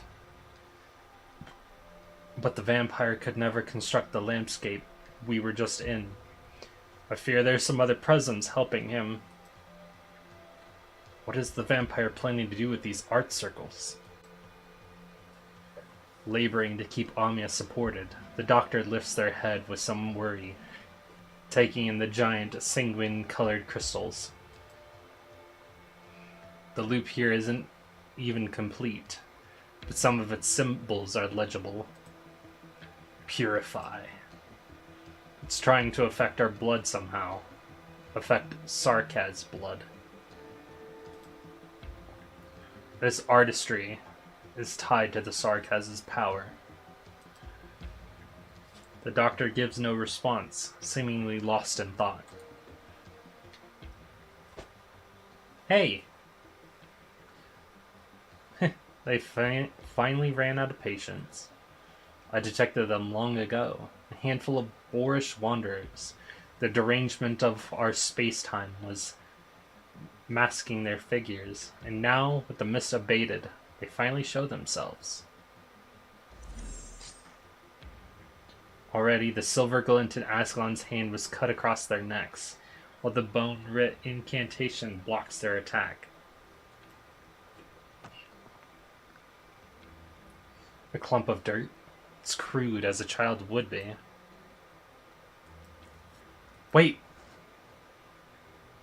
I told you they were real? Those ghosts were the real deal. Ah, it is a child. Is that you? Does the doctor know this Sarkaz girl? You're that, doctor, right? I saw you once in the munitions factory in Highbury. What are you doing here? And the knocked out Kaudas? And Sarkaz? You were supplying goods to refugees in Norport. How did you know that? Don't let it slip. I was just a... Paprika. She's so cute. Wish she was more usable. Then use her. There you go. She's more usable.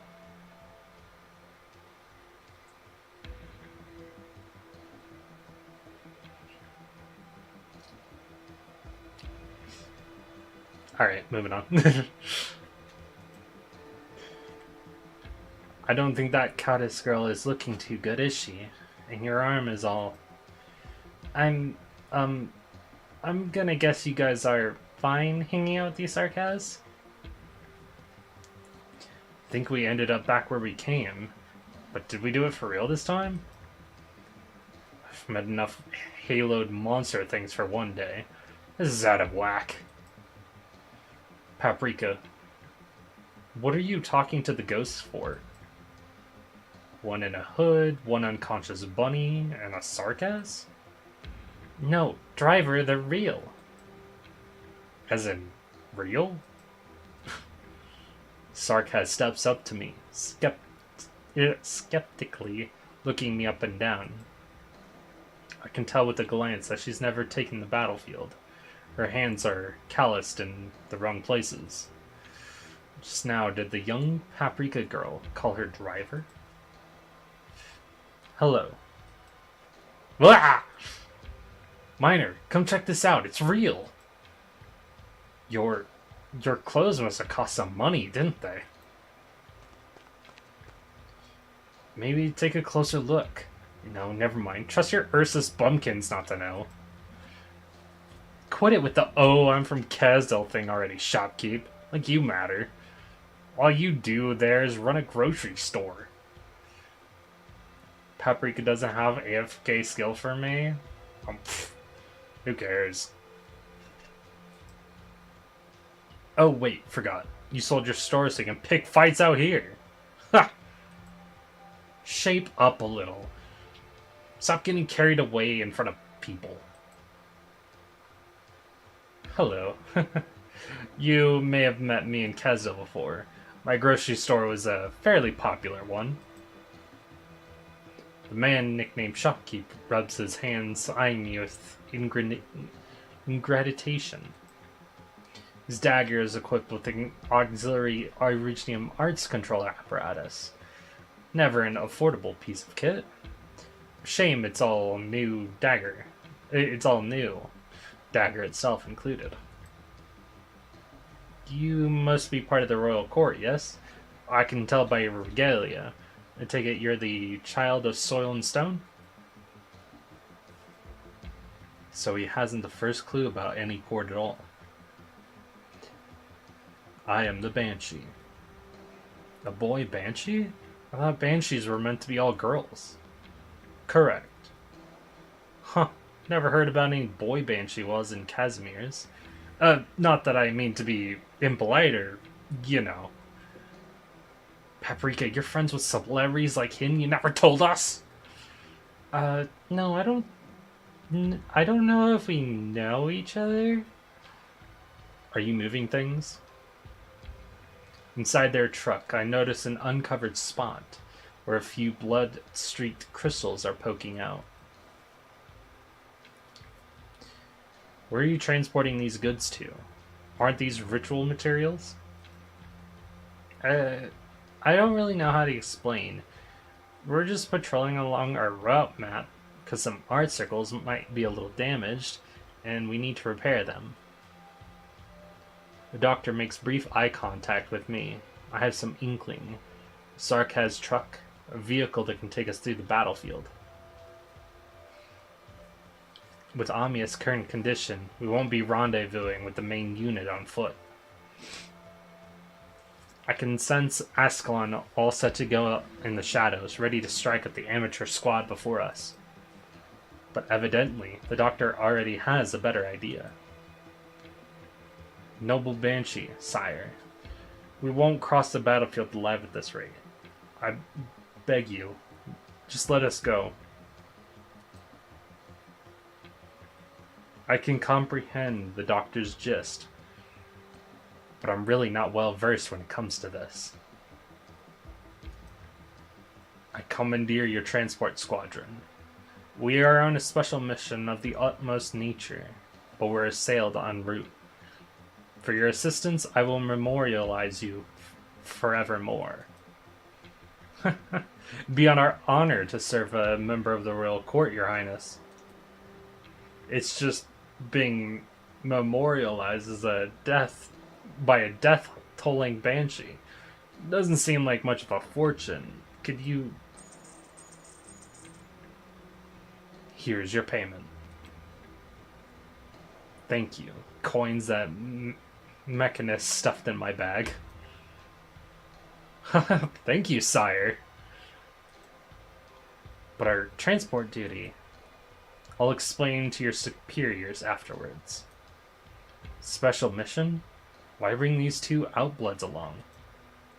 They are my captives. Captives? But you, Okay, but once this is over, you guys are gonna come see General Manfred with me. For now, we'll go sort out some positions. The doctor comes to my side, voice grave. Logos, figure out a car for Ascalon, too. The confessory attack was no simple one. They and the vampire were working together, but in the process they estranged Amia from the ship.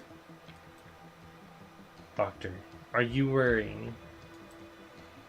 Closure and the Self-Salvation Corps troops don't have any suitable contact personnel between them. Calcit's wounded. Shining's powerful, but the Confessory are sure to have methods prepared just for her. I understand. State Amia's in may not be curable with medication.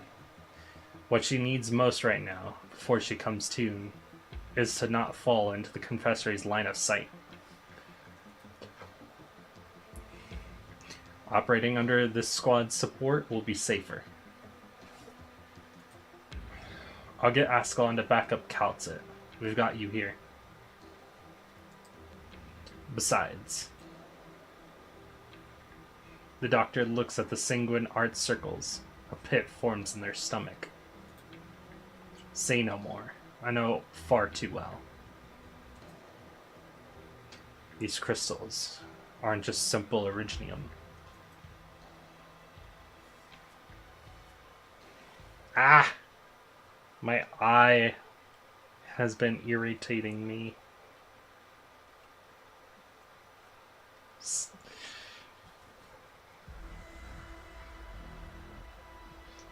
Wait, was that before or after? I've already forgotten which one I chose. We'll find out in just a second.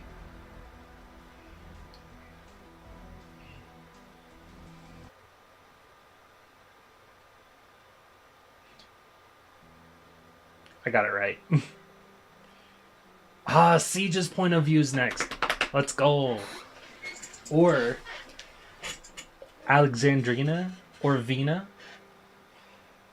All names that she has. Or the King of Victoria. The Aslan King.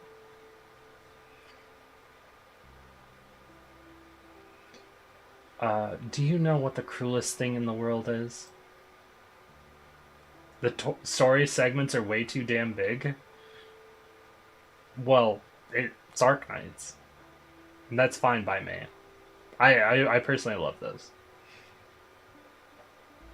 Neither total darkness, nor endless torment, nor a dark alley filled with murderers. It is when a gentle hand pulls you out of a nightmare, just as you thought it was over, and all the pain would come to an end. Only for you to realize that salvation was just a cruel joke, a brief respite, before falling further into the darkness. Even greater suffering is gazing upon you, within a stone's throw. And you were powerless before such mockery.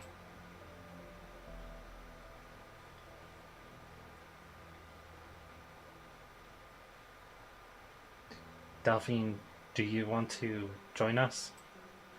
The Duke of Windermere's coffin is being transported to the approaching battleships. Some of the refugees have taken it upon themselves to organize a funeral procession in their gratitude. She keeps looking at the place where her mother had fallen, even though any trace of blood is long gone. It may not be a good idea to invite her now. I'm already starting to regret it. Can you think for them for me, Vina? I want to stay here a while longer. What did they say to you? Nothing. I'll just stay for a little longer and cool my head. The sword guards boarded the late arriving escort fleet. Most of them kept silent while the nobles panicked. A moment's weakness when I tried to help that soldier.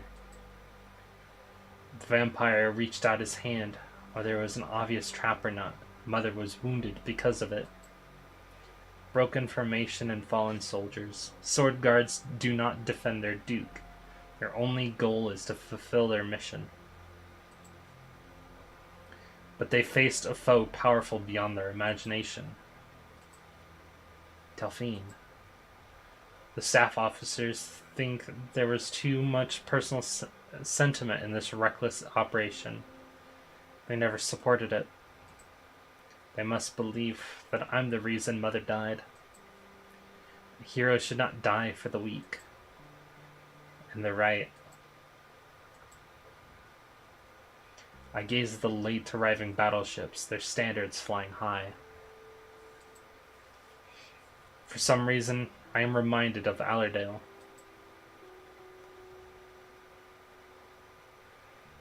I've cleaned your wounds the best I can, Lady Delphine. This is all I can do with the limited amount of medicine available. Thank you, Doctor. I must go. The General Staff has ordered all troops to report back. I've left behind some things that belong to you.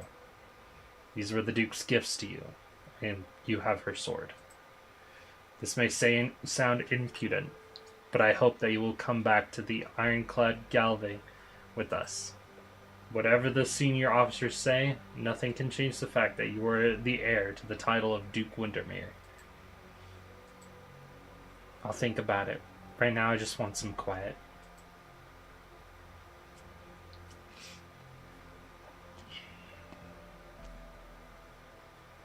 How are things? I took a bunch of people, but many more remain. So that rough mom really... Yes. Ironic, isn't it? The Duke has trained her officers well. Even now, the General Staff of Windermere continue to plot the next course of action according to the plan. But what about Delphine? It seems like the snobbish officers are planning to abandon her. I don't know. I'm even worried that they might do to Delphine as the heir. What they might do to Delphine as the heir. Heir. She's not ready. Duke Windermere was a strong leader. Her sword guards, her general staff, they all serve the greater good of Victoria alone. But she herself, she made an admirable but reckless decision for the sake of her daughter. That decision saved a bunch of lives though, didn't it? I'm not criticizing her, I respect her. But it means that Delphine is being abandoned by what her mother, Duke Windermere, built on her own. Oh. What do we do now? They took some of the refugees. Can we really trust them? Do we follow the tales of the nobles in the coming battle? They didn't take everyone? That's not right. If this one ship could take everyone, there's no reason that so many battleships couldn't. What's that movement? I thought the ship's engines were out. The window. Dust rises from the escort fleet that only just rendezvoused with us. They're sailing away.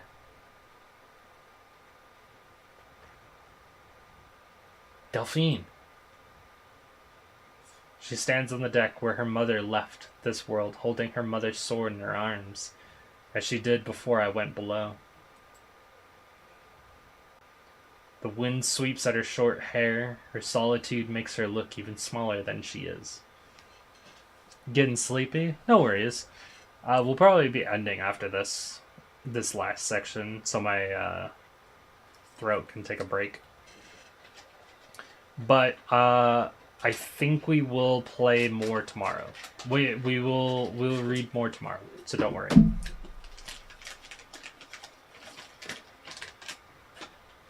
because Rainbow Six Siege is coming soon, and I want to get as much done as we can here before that starts, because I want to read that too.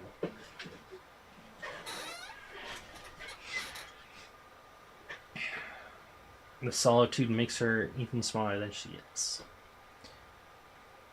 What's going on?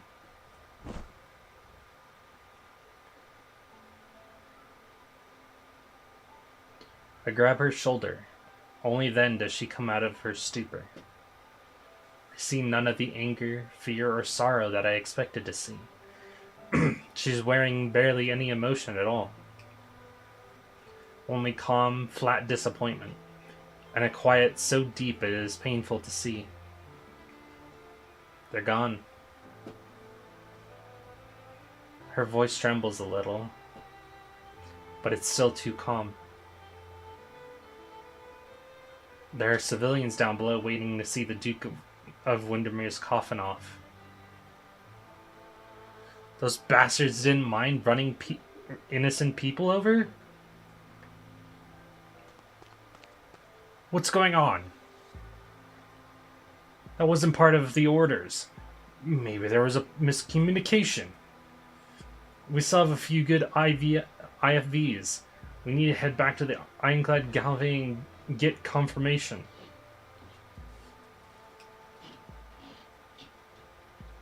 Puh. I've never gazed upon the tail of a battleship so intently. How ridiculous. Marseille's kit got revealed. I'm pretty sure that's from the collab. I gotta watch that anime at some point.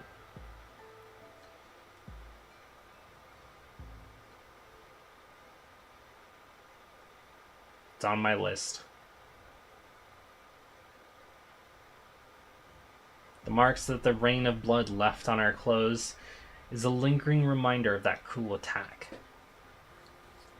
Several hours have passed since we left Duke of Windermere's flagship. Bad news keeps coming. We did a head count as we left the ship. The doctor, Amia, and Ascalon were not there. We only had time to do a brief search, which came up empty. All I can do is keep faith in their strength. But for some reason, I think back to Amia's lean shoulders. Sorrow and helplessness are luxuries that this group can no longer afford.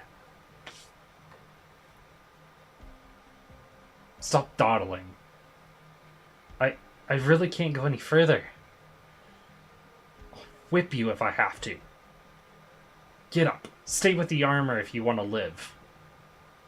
I need to catch my breath, sir. I have a condition. No dawdling. This isn't about you. This isn't just about your life. Hands off, Norport hoodlum. I'm just carrying out my orders. They're not trained soldiers. They've been at a forced march for 5 straight hours. They don't have any strength left. And they can lie down and die. We're trying to save their lives. Everything can still be salvaged if we make it back to Ironclad Galway. They need to stop and rest.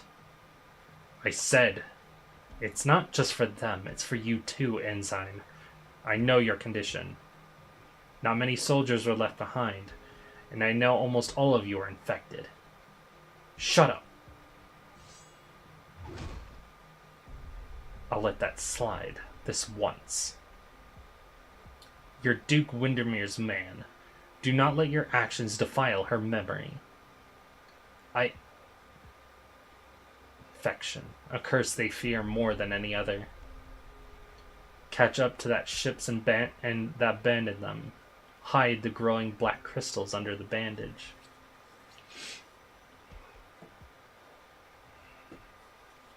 Fool yourself. I'm sorry, it's just... Don't say that blasted word.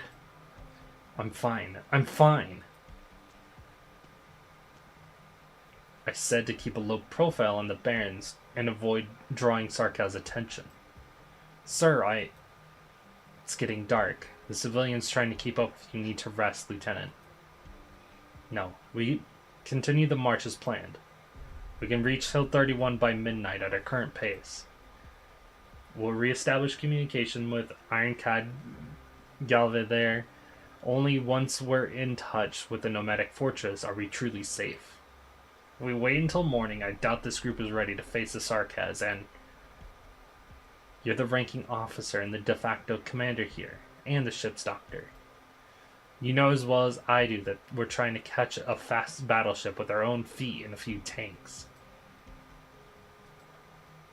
I respect your decision, Lieutenant, but we don't even know why those battleships left. If they didn't respond to your hails at the time, why do you think the fortress will open its gates to us? I checked on the group. We have less than 3 companies of combat-effective soldiers and nearly 1,000 refugees keep following in tow.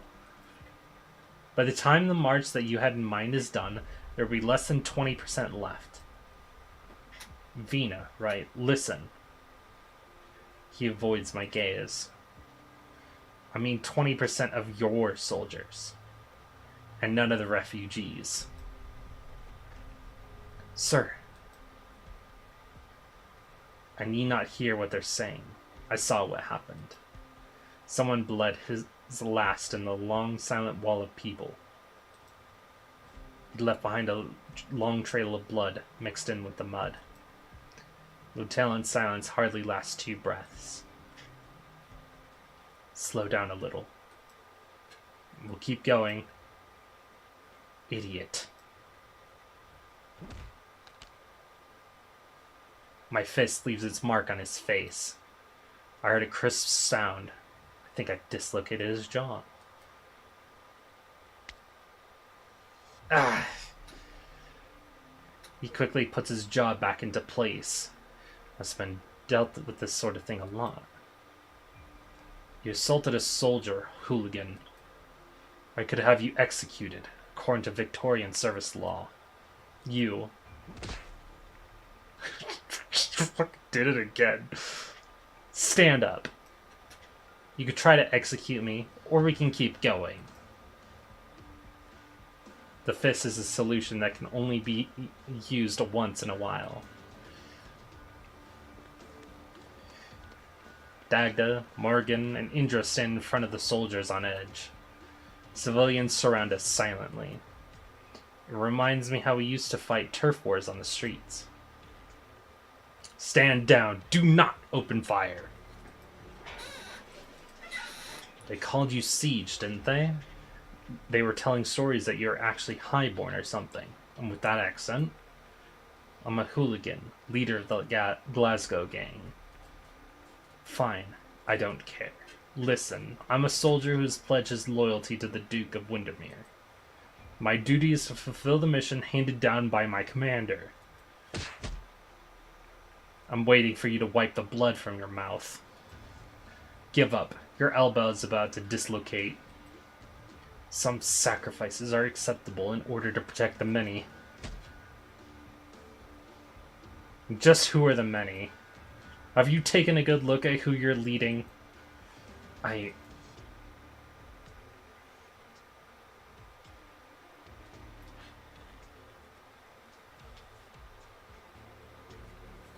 Well, she's very specific.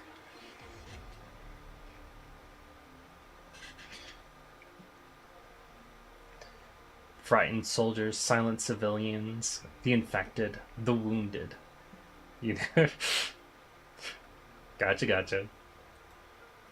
The people standing around us.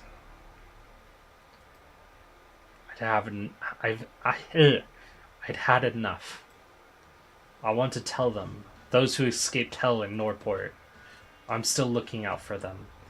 There's still someone who cares about them. Might makes right. Laws of the streets, Lieutenant. I'm telling you now that they're going to make camp here. Oh, bless me. Sorry. Probably because my nose been itching. nose has been itching, mostly because I was working outside during the day. So, yay. They're going to rest. We must consider our course of action. If we're cut off from the main force at Ironclad, everyone is going to die when we run into the Sarkaz. Every last one. The chlorophyll didn't help your nose? What a chlorophyll.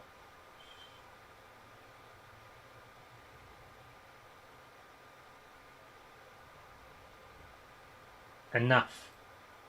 Don't insult the memory of Duke Windermere anymore, Lieutenant Shearer, if you still think you're part of our army. How could you? Delphine clutches the hilt of her sword. It surprises me, even more than it surprises Lieutenant Shearer. He's surprised and angry. I'm suddenly reminded that he had provided medical aid to everyone on the ship before Ironclad abandoned us.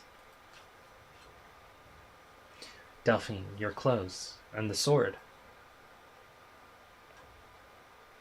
Ah, there it is.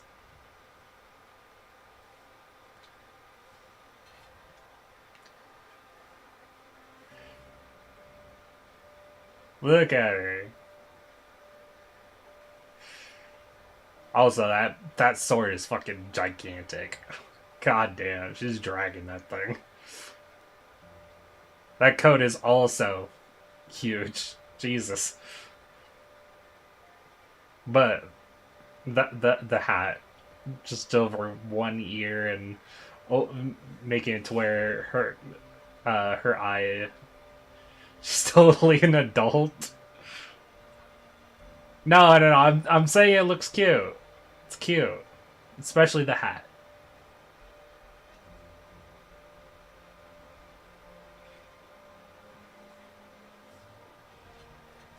Also, she kind of has to take the adult role right now. It's kind of forced upon her at this point. A little big for me, isn't it?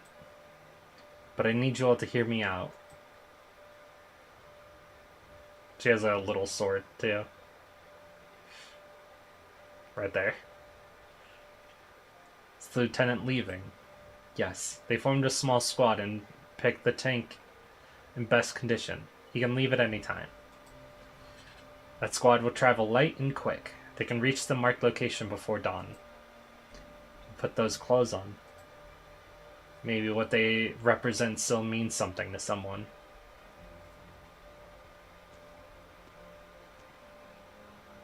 I've spoken to my troops, Lady Delphine.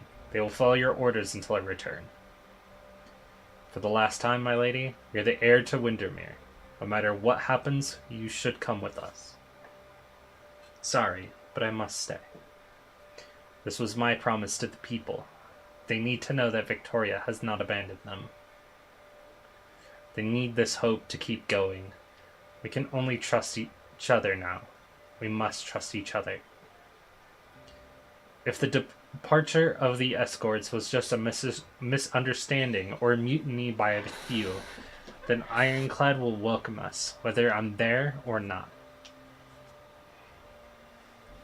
And if I'm not... Lieutenant's eyelid twitches. Delphine's words are certainly subversive. My presence will only make things worse. At least you'll live. My lady! It's not my own hide that I'm concerned.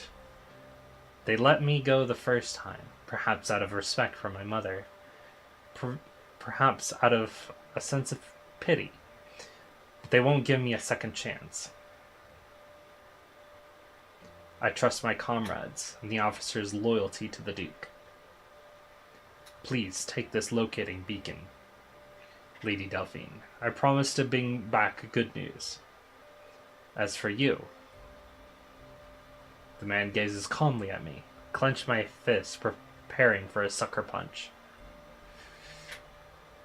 You've got some hard knuckles. Take care of Lady Delphine. Cheers, Lieutenant. Hey, she smiled. I guess she's glad that he was like, yeah, you hit hard. You could take care of her, I'm sure.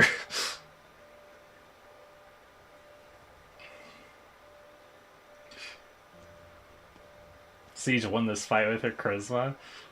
Yeah, those charismas were a couple of just fists.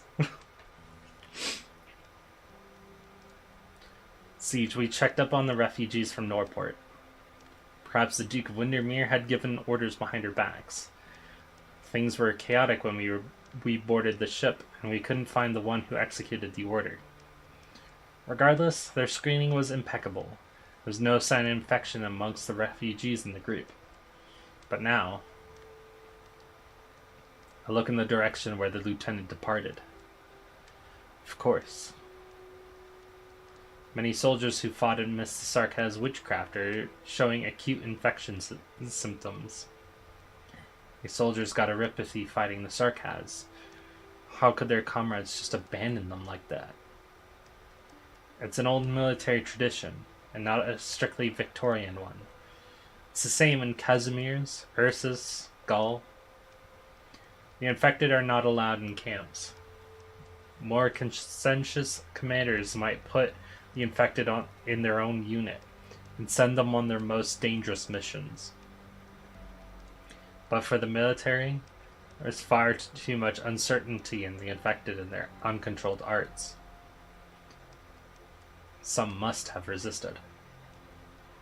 No one ever succeeded. Looking back on history, the infected make up a relatively small portion of armies in times of war, acceptable losses in exchange for stability on the front lines. It's even in the textbooks of the Royal Military Academy. It's just the honorable martyrs who died for the glorious foundation.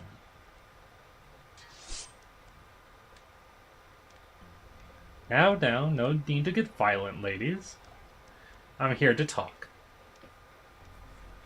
This bastard's back.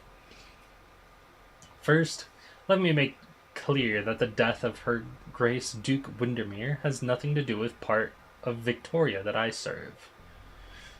In fact, I bring my sincerest condolences.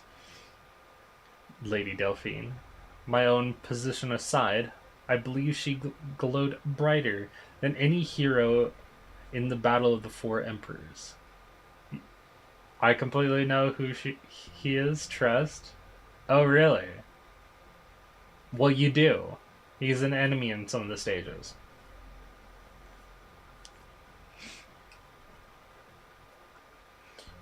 But now who will fill the gap that her death leaves behind? Who can step up to take her place in the grand strategic theater? Wait, he is? Yes, he is. I'll show you after this. Hell, he might be in this stage. Duke Wellington is an accomplished soldier, but we all know he has no intention of giving his all. Duke Castor. Phantasma Knight. Hey! Thank you for the raid. Welcome. Currently reading chapter 13. Oh, ads? Oh, but sorry. Yummy, delicious ads. Alright. The worst ad timing. You have no idea. Well, you do have an idea. That is awful timing.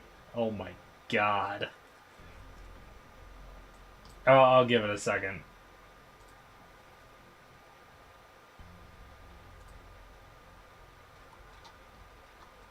Hopefully it doesn't last too long.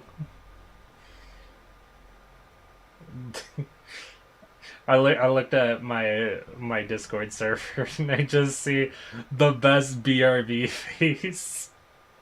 Yes, I actually love it.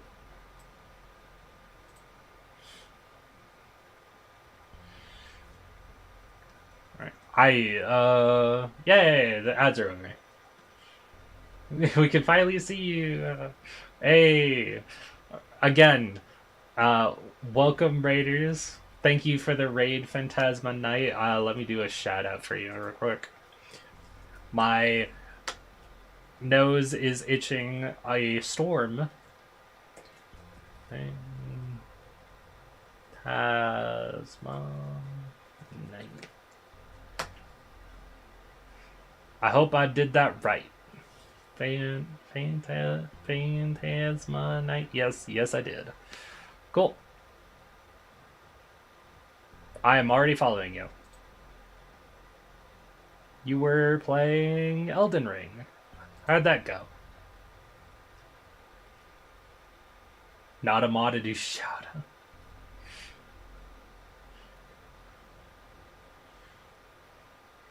Sorties, welcome. He kicked ass? That's great to hear.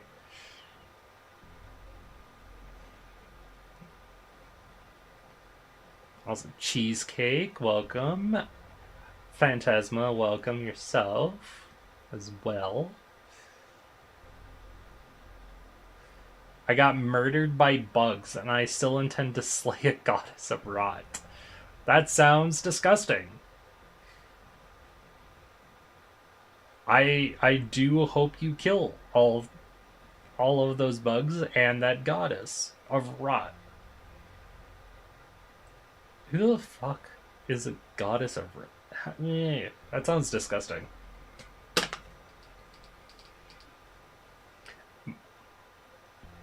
The most important question, how many deaths in that stream? It's a fair question. That is a fair question. So, some people don't actually record how many deaths they have, though, so they probably... I would guess a lot.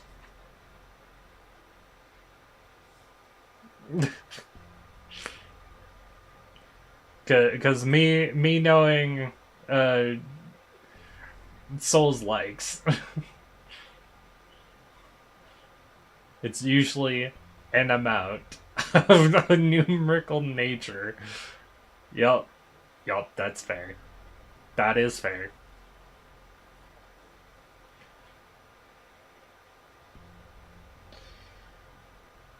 Let me check the VOD you have been keeping count. Oh boy.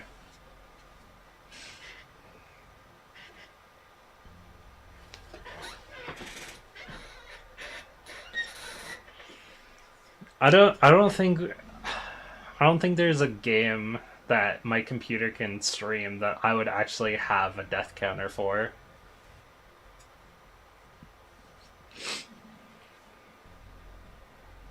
He does have a death counter, yeah.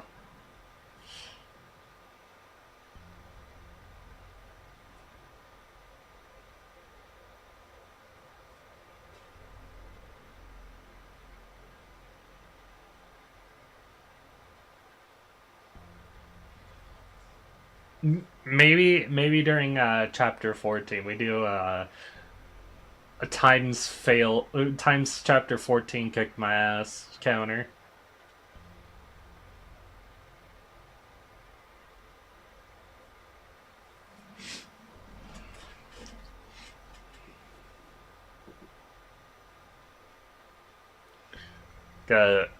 That might be an interesting thing to do, because I think actually that wouldn't work too well, because I do plan to do the story along with the stages for chapter 14, so like yeah, I wouldn't be able to do it all in one sitting. 13 deaths today. Whew.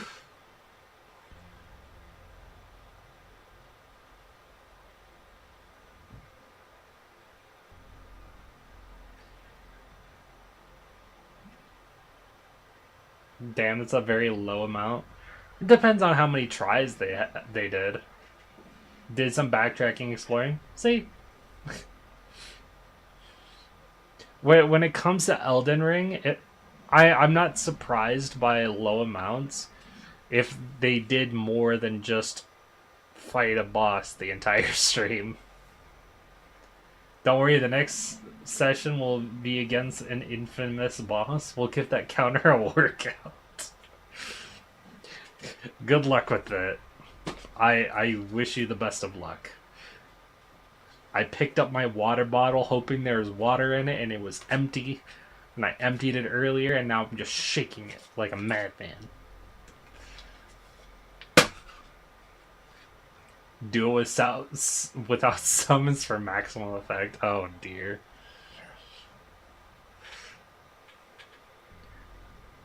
I mean, other players and NPC summons are decently good in Souls likes. I never played it.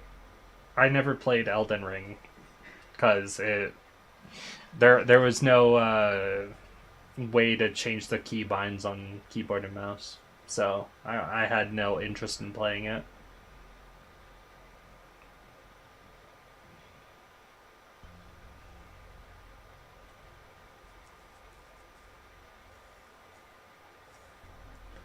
I use NPC summons all the time, but I do want to see if it's physically possible for me to do this one solo.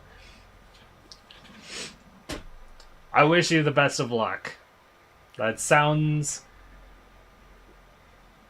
like it's going to be rough.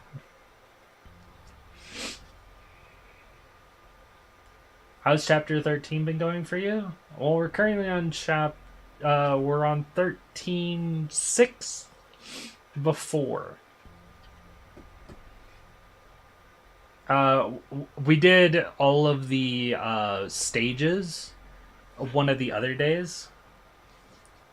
Probably like when it came out, so I'm kind of like I'm behind on the reading part, so we're catching up.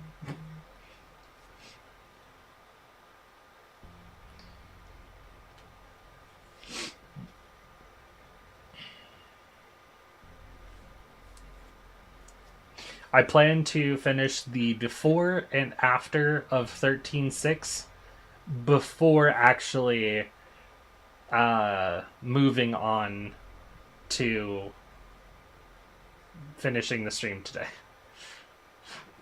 13.6 and then I end stream, basically.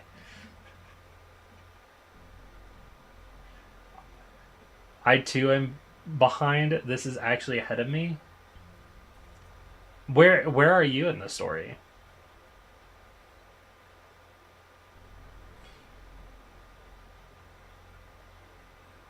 Good. The Dukes are taking casualties. Screw them. I'm not going to comment on that until I know where you are.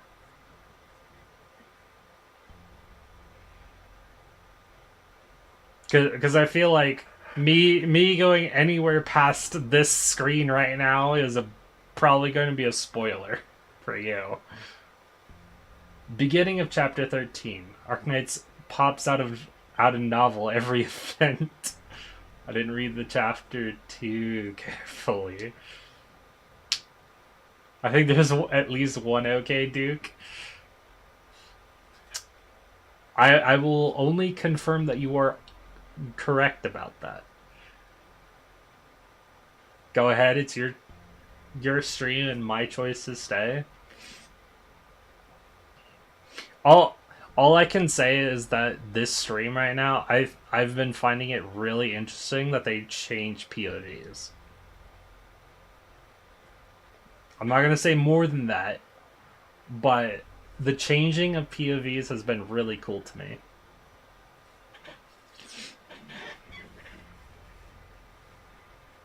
Every before and after has had a different POV. This stream. There's so much yapping in this chapter, and it's one without Calcit so far. I think Calcit was earlier. I think she was in the last. I think they were in part 1 of me reading chapter 13, but it wasn't for very long. Of course, because she's fucking injured.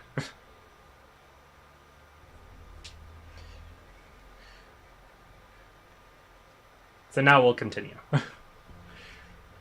Duke Castor has her hands full coordinating everything. Frankly, the death of Duke Windermere is a big, big problem. Sure got the news quickly, didn't you? Well, it's my business to know. You'd be familiar with our line of work.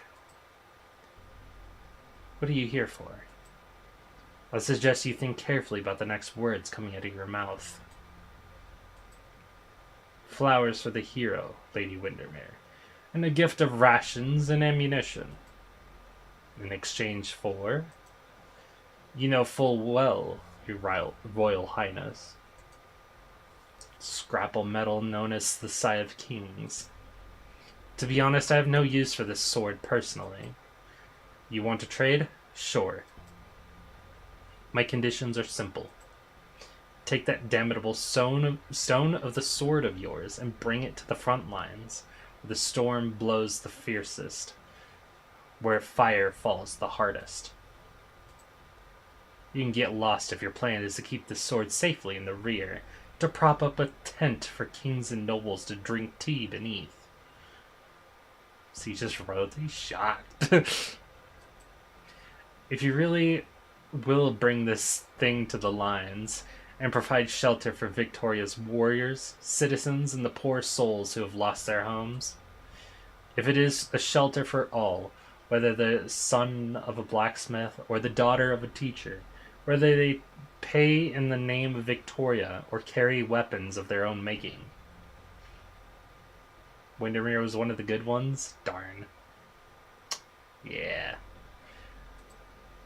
Then by all means, you can have this piece of metal. Come to me with the stone of the sword, Tribly Asher. I promise that I will never fall behind you on the front lines, not by a single step. Oh my. This is beyond my discretion.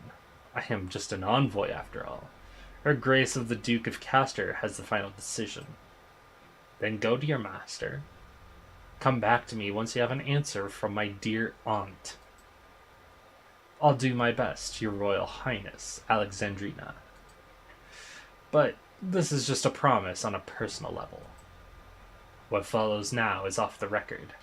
Some personal opinions, not of Tribly Asher, but of Sir Suffolk Bellingham. A new voice is not necessarily a bad thing. You've taken in infected soldiers. Well, and many more civilians. But the point stands. That's all good and fine. But it's not enough. You need an army. Your own army. An army with a place for them. You. I'm surprised.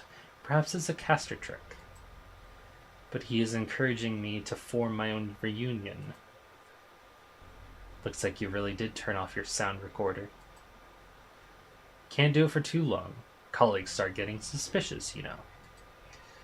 My grandmother was executed after getting infected in the War of the Four Nations.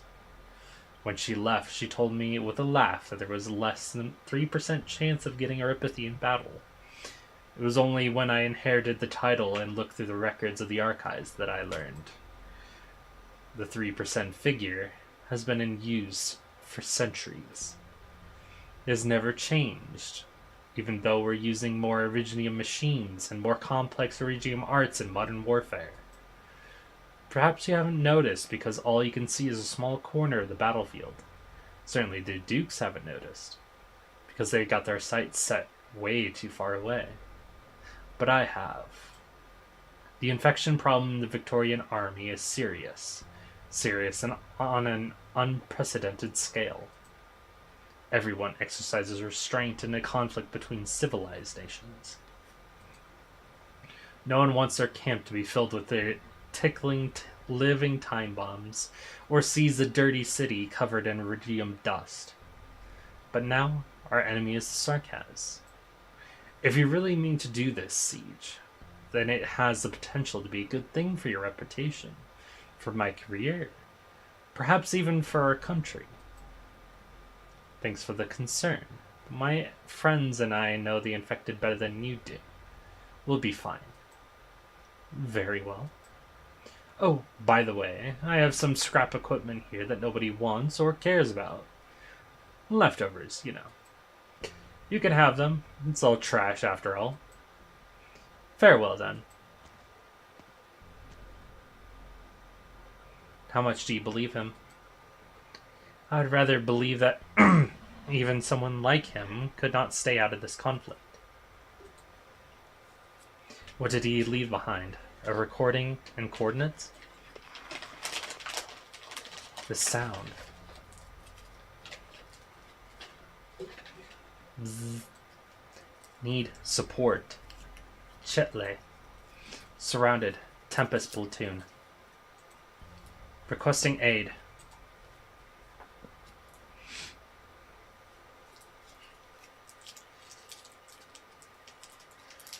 One more to go before we end stream.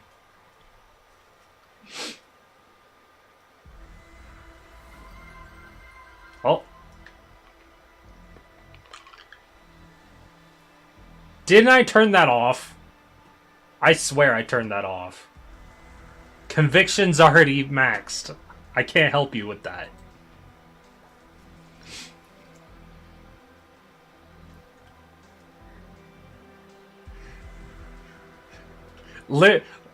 Two people in my chat redeemed this over like 70 times or something. Conviction is maxed the fuck out. I thought I got rid of the redeem. There's nothing I can do. I'm trying to figure out how to refund.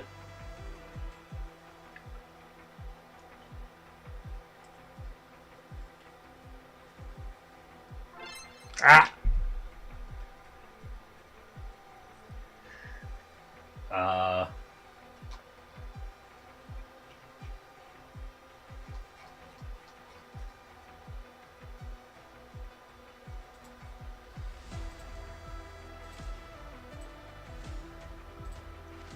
Hold on.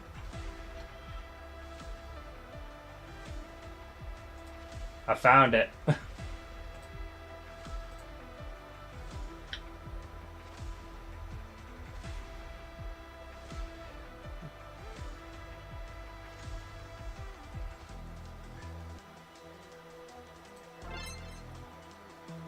I'm gonna get rid of that because I thought I already got rid of it. Where did it go? There it is. Turn that shit off. It is gone. It should be gone. If it's not gone, well, I'm gonna continue to refund you. Your points should be refunded though. But yeah, conviction is maxed. I could probably find them.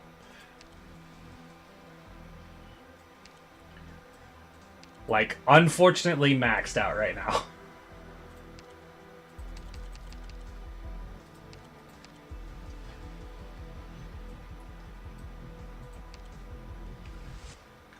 Where module? No. I even got it to rank 7.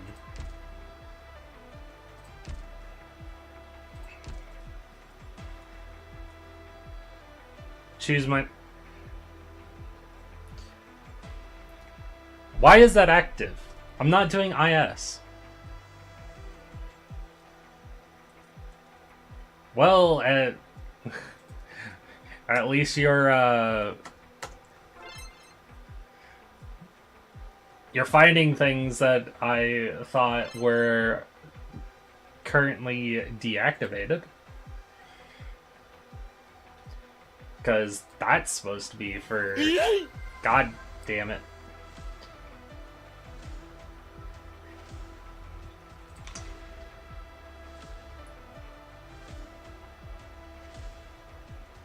I'm gonna undo that one too, and that one. That one. There we go. Now it's done. I think we're good now. Also, reject that one. There you go. Ayaya! Ayaya! See, I'll do that one. Because, fun fact, my model's name is Aya. Because that's the character's name. Blue Fire Kitsune. Not high-pitched enough? I can't do it high-pitched. You know me.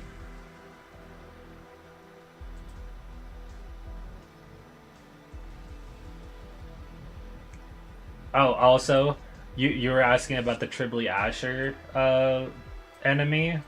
Let's find it for you.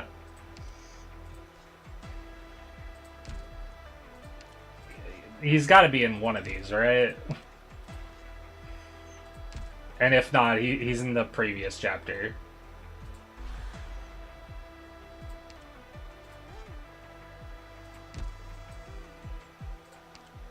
Somewhere. Oh, that's right. Yep, see, there he is.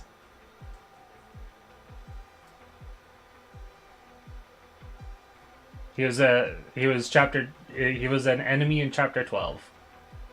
Not all three start. I know. I haven't gone back and done it yet. Don't worry about it. It'll be done. Like that one. There's only 3. Don't worry about it. Look, you don't want to see chapter 13.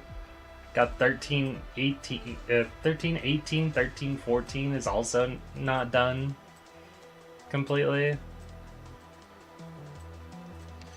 Oh, that's right.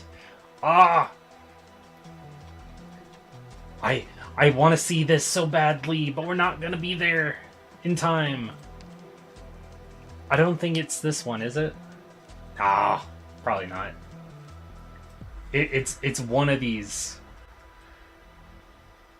It's one of these. Also, you don't immediately do it on adverse? Pretty sure I did do it on adverse. Yeah, was I? I did do it on adverse. I'm just doing story, so I didn't care. Oh, and there's the circles.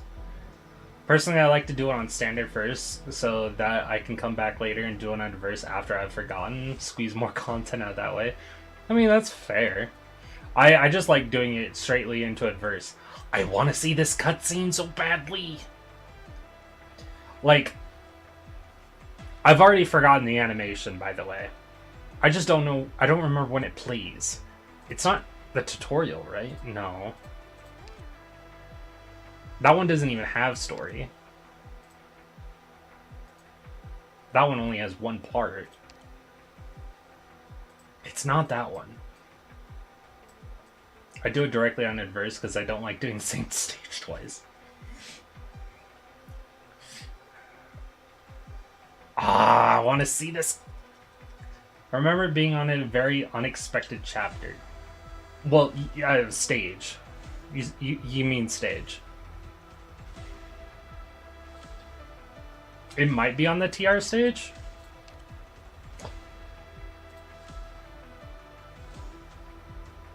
Oh, you might be right. You might be right. But unfortunately, we won't be able to make it to there today. So that will have to be literally tomorrow. Because we're streaming this again tomorrow. after I have nothing else to do. But I'm excited to actually understand that animation and actually watch it. Oh wait, no, we just did this one. Thought it was 13.6. We are on 13.6. I goofed.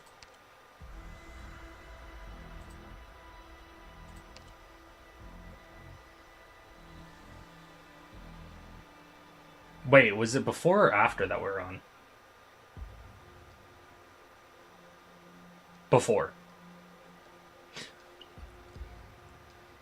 Ooh, Delphine's point of POV. We're gonna do 13.6. Maybe we'll actually see the animation before we end stream. I'm going to try my hardest to do that today. This stream. Because I want to see that. I was the first to see the scout. While I scouted the silent government buildings next to the plaza on the other bank, his dead body drifting in the water, still grabbing the reeds by the bank. It seems he never gave up trying to survive. Not far from him, his journal lay quietly in the waterproof pouch, his last entry written just before his departure. I volunteered for this mission to deliver the SOS. I won't come back, whether I succeed or fail. No one will survive. Crossed out. Don't damage your throat because of it? I'll try not to. But we are seeing that today. His journal indicates that the defenders of Chetle are in dire straits. See the crossing on the other side? The ferries have been sunk. Horn's squad has been completely cut off from the outside. 2 days ago, the soldier tried to cross the river under the cover of darkness, but was shot by the Sarkaz patrolling on the opposite bank.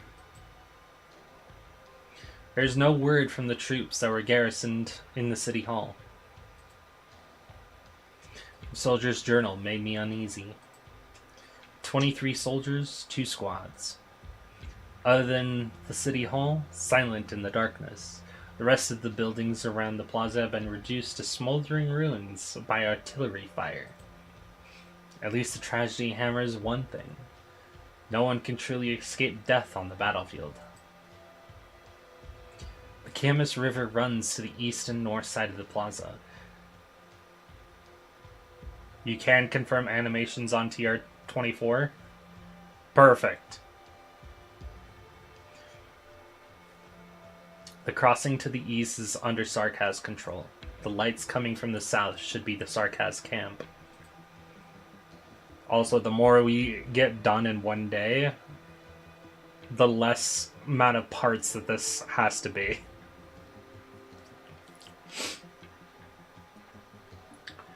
They've holed up in the city hall for more than 2 weeks. In the journal, if the journal is accurate, the last bridge that connects the city hall to the residential district on the other side of the north bank was attacked no less than 2 days ago. It's possible that they're cut off from all supplies. Out of ammo, out of food. What do we do? If we have the time to worry about that here, we might as well just cross the river and see for ourselves. Can't just cross without a plan, Hannah. If we're discovered. Actually, Hannah's words make me think. We've been unable to reach Horn Squad by radio. Restoring communications is our first priority. Me, Hannah, Morgan, and Dagda will swim across the river, see what the situation is inside City Hall. That's too dangerous, Fina. You've realized that we're best people for this job. The only people for this job. We're Rhodes Island operators. Small squad spec ops is our game. And we're Norport gangsters. Who knows how to get into a place and back out again unnoticed? We have a few volunteer soldiers and civilians who want to offer their support for the legendary Tempest platoon. But there are only so many people we can bring. We need people to stay behind for defense, with Lieutenant Scherer gone. I hardly hear what Vina is saying. Is this a bad joke by Tripley Asher? Or is this how the battlefield is? The call for help, deciding whether to answer, and the sacrifices that must be made to help. The laws of the battlefield. I know what you're thinking, Delphine. There are personal sentiments involved, but I cannot ignore the SOS. They're good soldiers, and they'll be of help if they're still alive. Alright, I trust your judgment. Stay behind with these men, Delphine. We need to keep watch. If you lose our signal, take them and get out of here. Alright. Come back alive.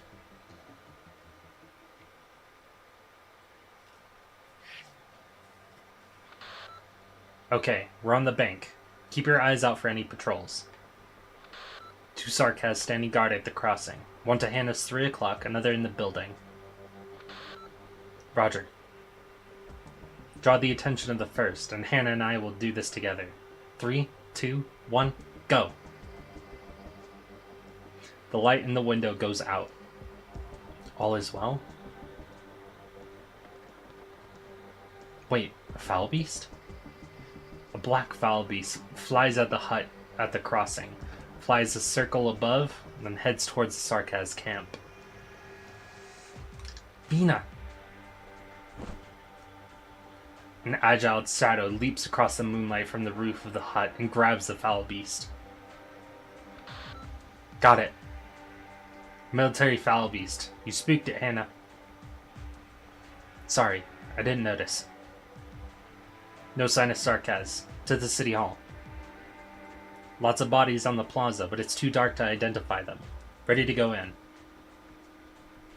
I see the bridge that connects the residential district, but the barricades on the other side of the bridge are blocking the view.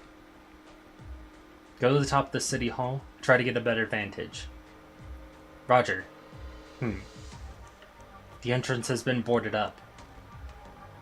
Over here, a gap has been blown in the east and the west wall, wide enough for us to go in. Good. Do you see horn?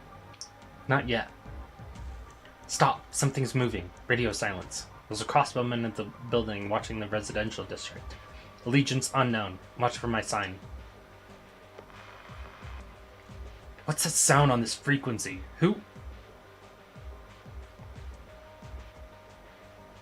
The signal goes silent. I did not hear anything from them for the next 10 minutes. How many men in the building? What's the situation with the surrounded troops? Has Vina's group been discovered? I'm completely in the dark. Crouched in the dirt on the banks, I feel my heart beat harder with every throb. The heartbeats merge into the river, resonating with the flow, growing faster and stronger. I see you. They've been discovered? Someone's waving from the top of the building. The moon at her back. It's Vina?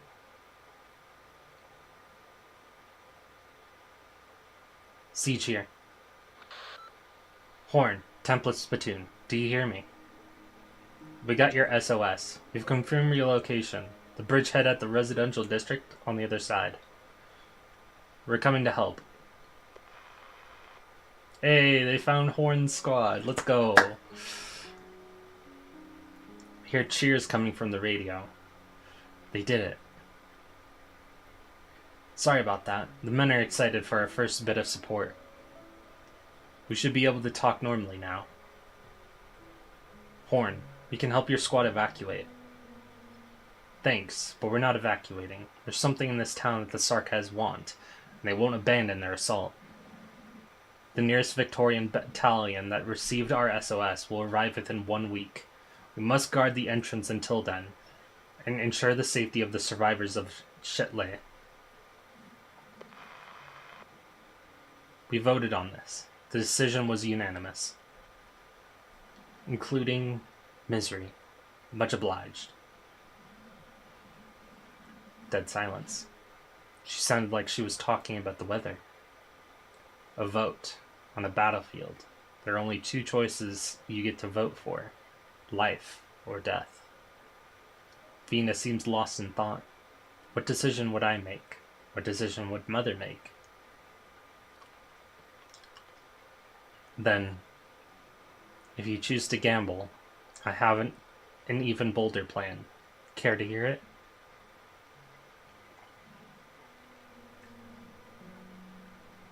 I don't support Vina because she is the heir to the throne. She's brave, competitive, hates losing.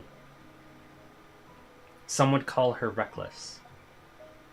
But I count on her to get us there, to find a way out of hell. I have to believe in her. I have to believe to get out of this hell. I can't even bring myself to think about what happened that day. Focus, Delphine. Focus. The Overwatch mission has ended. Time to meet up with them.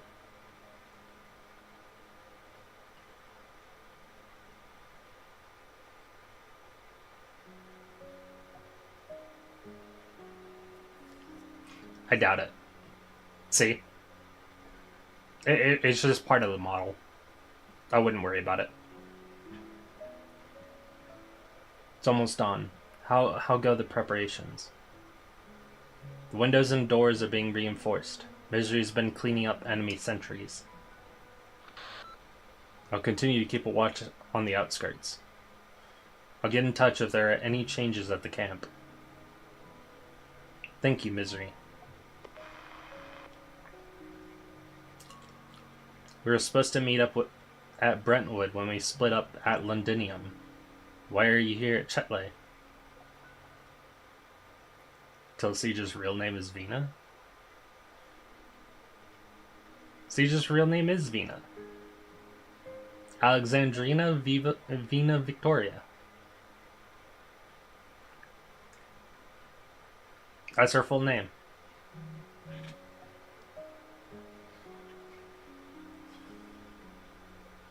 Oh, today I learned. Oh. Yep. The full name is Alexandrina Vina Victoria.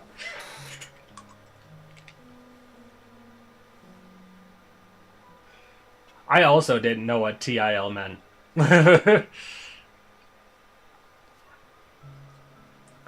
Misery noticed something unusual when we passed by. We got here in time to see a massacre, and we couldn't just walk away.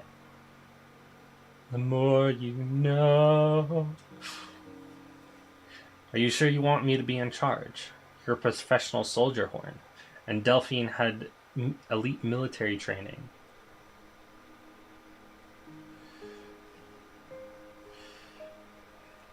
I know what you guys did at the Mausoleum of Kings. You brought back that sword for us. Just a piece of metal. But piece of metal? It's Victoria's realm blade. Stop thinking about the Sigh of Kings. This might disappoint you, but it won't bring any miracles. We're the only ones we can count on. And it's enough. You're right.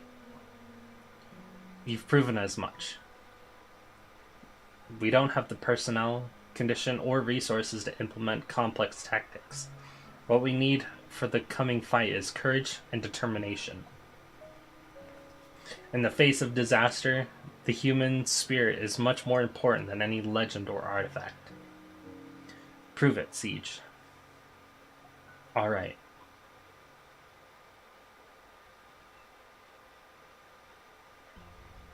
Most of us are not professional soldiers. We'll just tell them to take the high ground and shoot any enemy that approaches. The few of us here will form a response team to take out any Sarkaz that gets past.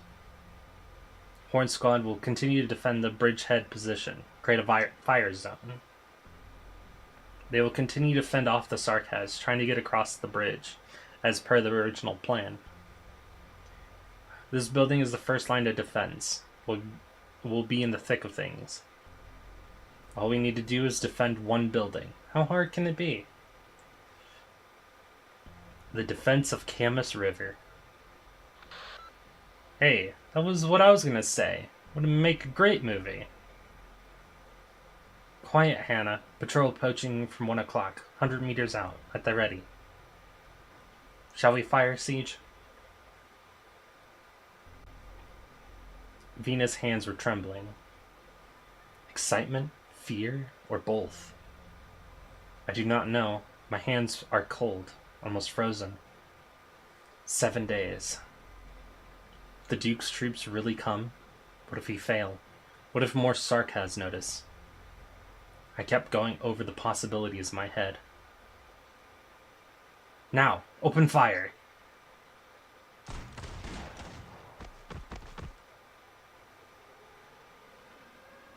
Sirens start blaring in the Sarkaz camp the moment the patrol goes down.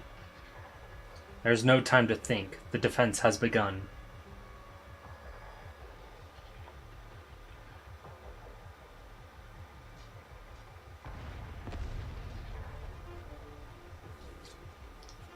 My brothers will tear you apart standing on my corpse. Ugh. I prefer to be the one doing the tearing, if that's alright with you. Sarkaz. Once again, I think back to what happened that day. No, I can't. It's almost 90 seconds, Delphine. Ready to pull back. Roger. Bentley's down. I'll fill the gap in the minefield. Mines are too precious just to leave out there. You have fire support from the 3rd floor. The underground passage that connects the City Hall's basement to the bridge has been cleared. Now the wounded have some space. You took a nick, Morgan. Are you okay? Not good enough to hold the knife, but I can coordinate things in the back. What about your side, Hannah? You're asking the expert of destruction. I could smash a hole in the ceilings without any extra equipment. And we have wooden ladders set up so we can move quickly between the floors. Good. We can't have another situation like yesterday, when we couldn't get to Dagna in time. I filled the gap in the minefield. Bentley's still breathing, so I'm taking him to the basement for treatment. Is Dagda awake? Awake, but she can't be moved yet. She's been trying too hard. I'll do my best to care for her. Is there any news from the Sarkaz camp? They may be planning something else after the assault on the burning building failed. Can you find any more mines to expand the minefield? I'm afraid not. Our Sarkaz friend's mercenary band isn't so easy to find. We'll have to count on my witchcraft signal. Disrupt. Something's disrupting the signal? It's... Del, run! I hear a long howl in the distance. A strong sense of unease suddenly comes over me. The air has become filled with malice.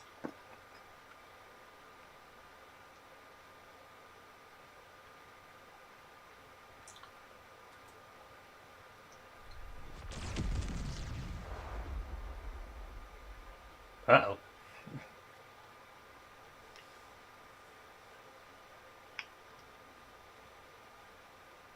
Delphine?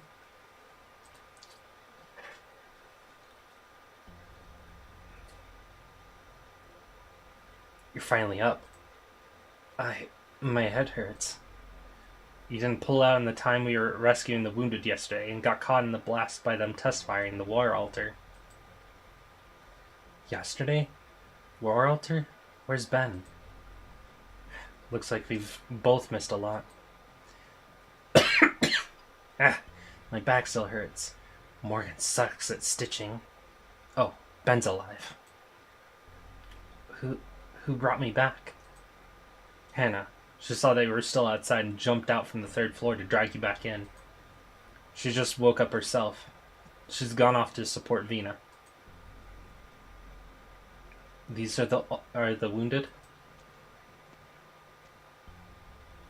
I'll walk through the underground passage, now filled with wounded personnel. Dozens of eyes turn towards me. Many of them still have dried blood upon them. It's pretty bad. We need to hurry.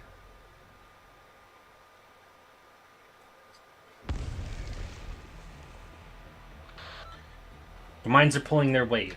2 of the war altars have had their undercarriages disabled, and the rest have stopped. They've stopped their advance. We can bombard the position you marked at any time. Careful, the war altars are still charging. They haven't abandoned an assault yet. Alright, listen up, you Berks. Next round of bombardment is about to begin. Anyone still on the 1st and 2nd floors, get your arses up to the 3rd floor. That thing can only shoot us so high. I believe that its witchcraft core is powered by its operator, the altar itself acting only as a medium. So it'll blow itself up if its witchcraft core is destroyed when fully charged? In theory, but I've never seen in action personally. I can't guarantee. That's good enough. I'll go up to the roof and look for an opportunity. The only way to approach the cores is from above. Can you distract the operator for a little while when the altar is activated? Every second helps. Will do. Pina. I stand at the staircase to the 2nd floor, dumbfounded. It takes me some time to realize that the pile of rubble without the left side wall is the city hall that we've been defending for the better part of a week.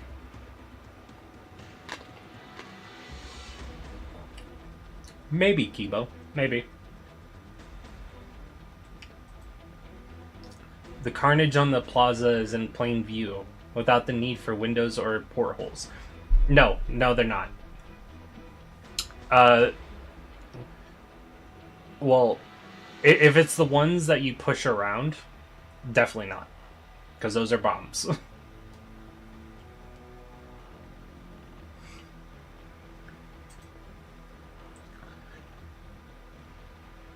Amidst the ruins, the red crystals on the war altars shine an eerie red in the rays of dawn, the metal skeleton reflecting an ominous light.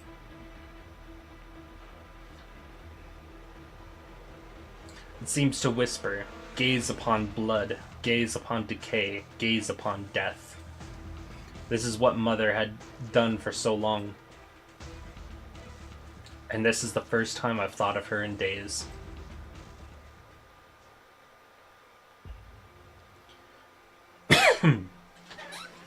Welcome back, Delphine.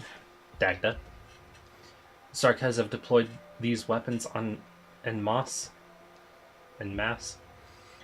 I don't think so. I believe it was developed by the Military Commission of Victoria. The design is still very rough around the edges. Delphine, you look reasonably well for someone who just woke up from being knocked unconscious. Morgan has been taking care of you two with one hand. Misery has the drip. Elite operator drip. Hannah. Thanks, Morgan. And Hannah. Sorry about the trouble. It was a piece of cake. Alright, everybody, listen. I want rid of those altars, and for that I need help. I need bait. Someone to stay here and keep those things firing. Sounds like a job for me. I can do it too.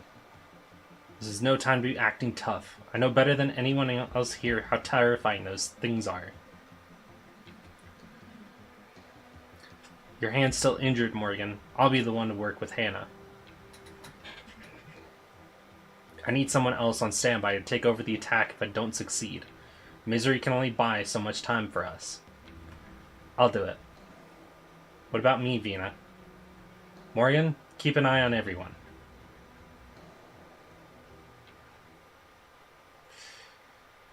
Morgan's not a fan of that. Vina's plan is a simple one. Wait for the altars to fire, smash the core, cause a chain reaction. All we need is an opportunity, and the opportunity has come. They've taken aim. The malice is sickening. They could fire at any time. Not exactly a great feeling to be in that thing's crosshairs. Misery? Whenever you're ready. Do it.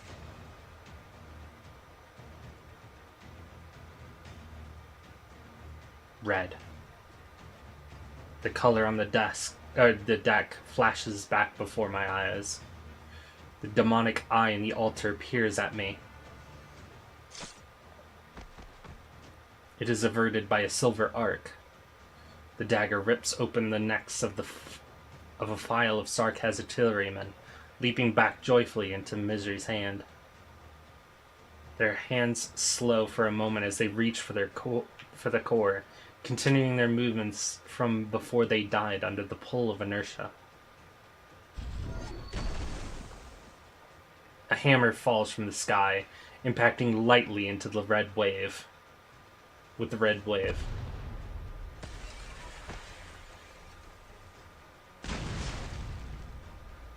Bang. Vina is knocked back into the building like a comet.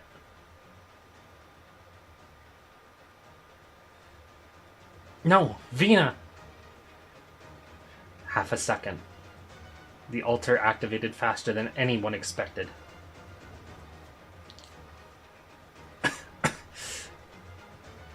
The hammer embeds itself in the broken wall. I can't see anything in the dust and smoke. Watch out, they've replaced their artillerymen and are preparing to fire again. The hammer is gone by the time I wipe the gravel from my eyes.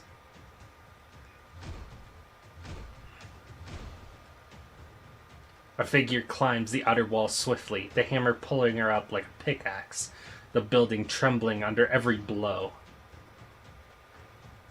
Dagda! Dagda grabs the hand that stretches out from within the light. Brick and stone crack and break under Vina's heels. She leaps into the sky. The red wave has begun to build. Everyone, take cover! Get down, Morgan. I look up in the storm. She walks upon the rays of dawn, her golden hair burning. She raises her hammer high, and it becomes one with the sun. The wave is torn apart, rampant power streaking across the core.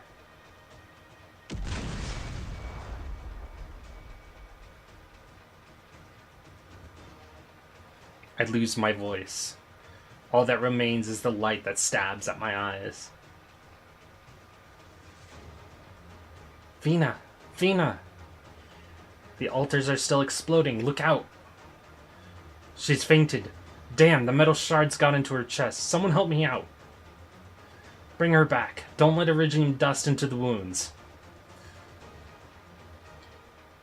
Sarkaz are retreating. Hannah, look! Over there! Battleships? Reinforcements? Really? That's the standard of Duke Gododin. It's over. It's over. We bloody made it. We did. Ben, look, we're saved. Ben? Those damnable devils are trying to run. After them!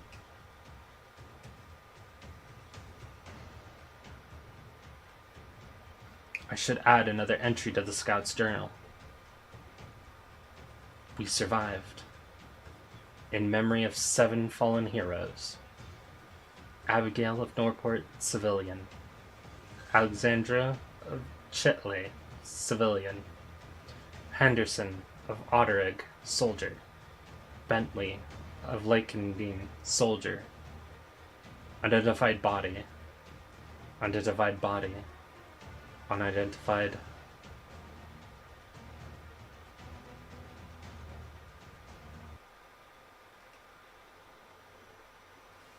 Alexina, Queen of Victoria when? Just watch my theory video. That's all I'll say.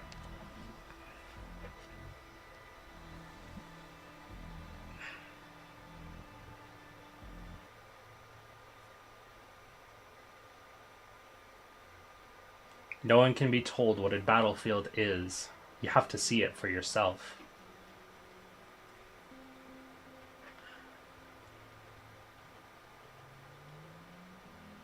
My friends and I spent a lot of time in Norport's video shop watching old movies, many of them war movies. There were stories of the story of heroes, but also stories of terror, depicted by directors with a sadistic streak. I remember that the four of us all had nightmares that night. Even now, I seem to be drifting in a dream.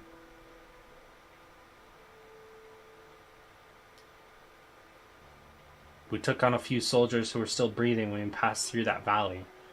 Oh, and the soldiers have caught up to our column.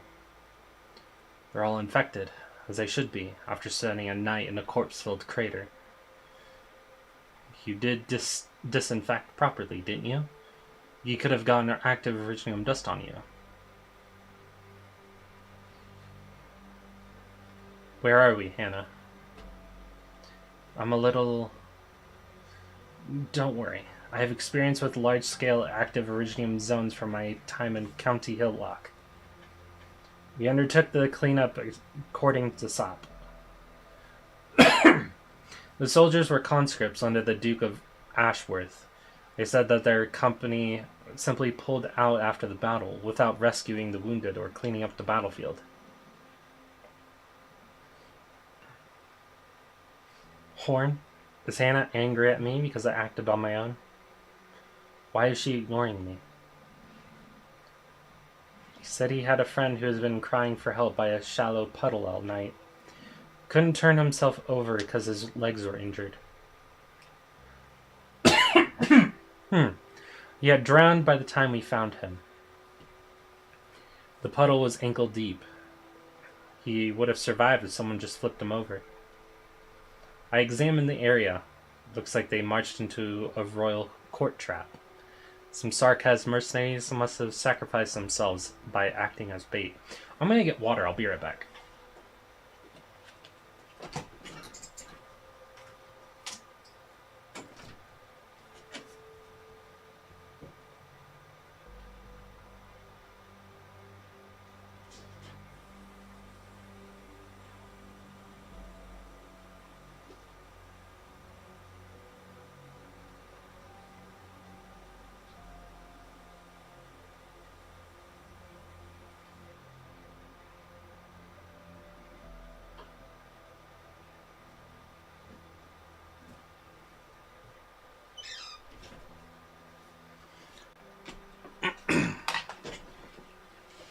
Sorry about that. There's something on my chest. I can't breathe. Morgan? Morgan? I feel something hot roiling in my chest. But how could they have gone down with that fight? It's not surprising, other than the strongest Duke's professional soldiers make up only a quarter of the armies of the other ducal armies at best. Most Victorian soldiers are conscripted, sent into battle after only a few months of basic training on how to use a crossbow or arts unit. Frankly, if not for this war, the officers and soldiers may have never spoken to each other their entire lives.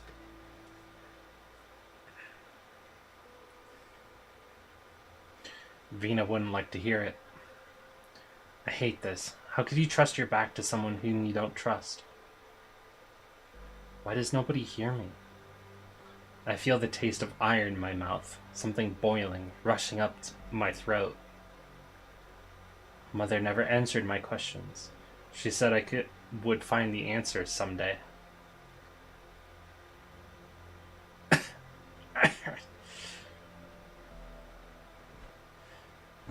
Vina! Take it easy, Morgan. My neck. I can't breathe. Sorry, I got excited. You've been unconscious for 2 days. You're running a fever. At least the wound on your chest was healing well. Otherwise, we would have been even more worried. Where are we? We aren't in Chetley anymore, are we? They are silent. What happened? Maybe I should explain. We pulled out 2 days ago. We're back to our original encampment. At Horn's advice, we pulled out as quickly as possible before the Duke of Gododin's fleet entered Chetle, avoiding direct contact with reinforcements. Horn, we have a lot of complicated circumstances. It's going to cause a lot of complications if we establish official communications with the Duke's troops. I've talked about this with Misery, and the others support what we're doing. While we still have troops formally under the command of Duke Windermere, their military ID has expired, and there's a high risk of friendly fire. Well, not so much expired as no longer recognized. No need to mince words about the nobles' dirty deeds. It's the same deal as gangs fighting for territory. Indra's right. Since when did the war become like this? We could give help to where we can't see, but what about the places beyond?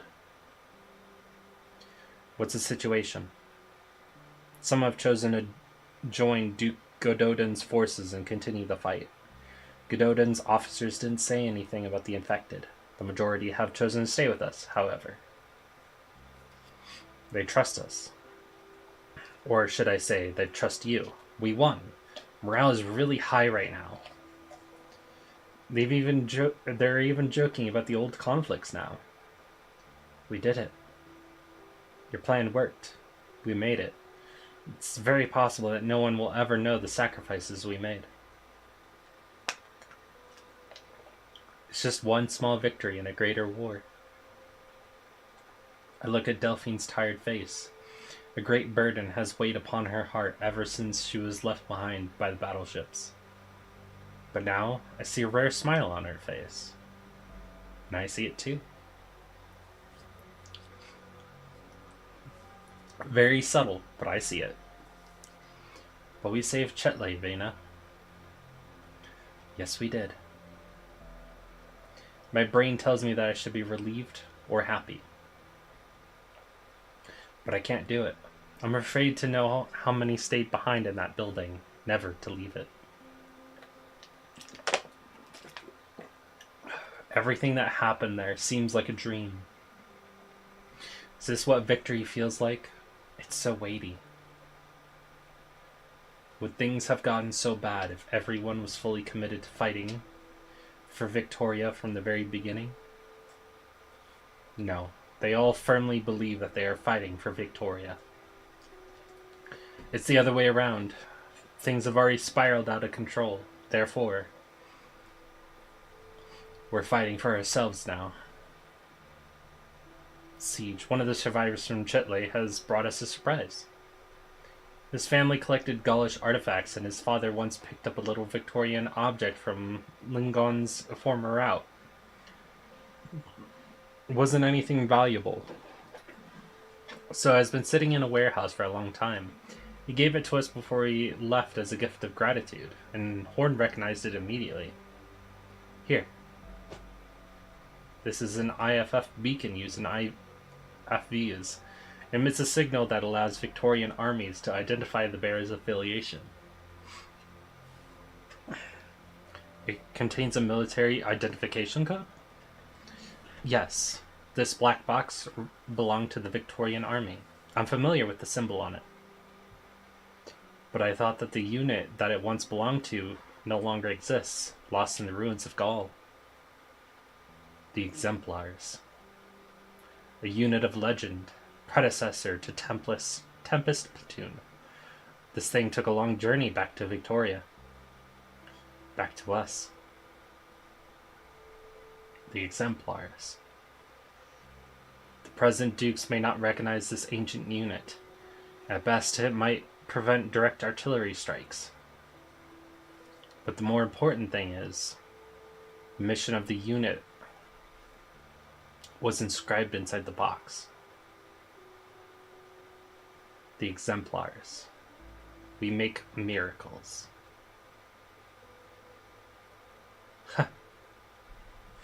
Consider it a gift from fate.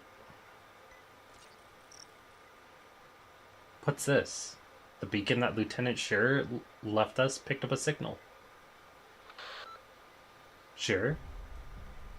Lady Delphine, there has been a change of circumstances at Ironclad. We are approaching your position now. ETA in 1 hour. Be prepared for unhappy news, and a guest who insists on seeing you.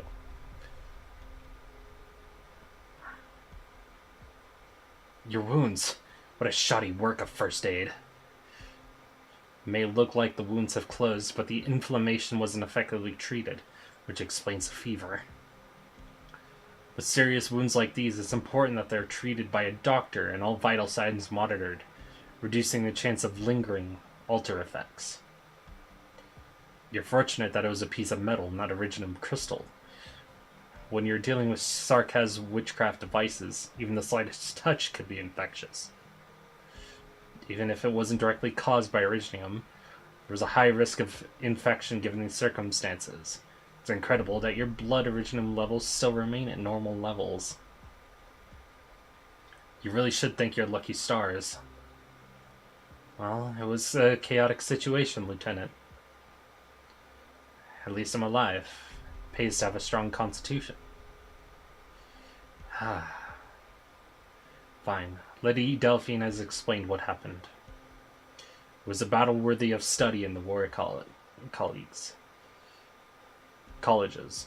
Given the difference in strength between the two sides, most of the people on your side weren't even regulars. Oh? Should I be sad that no one will remember what we did? You're wrong on that, Siege. I'll remember. The soldiers outside will remember. The survivors of Chetle will remember. Most legends are not born from official records. I didn't know you're the type to say things like that. Well, I've wrapped your wounds again. Don't try to blow me off with excuses like strong constitution, because I'm going to be keeping a close eye on your condition. I'm the doctor in this room.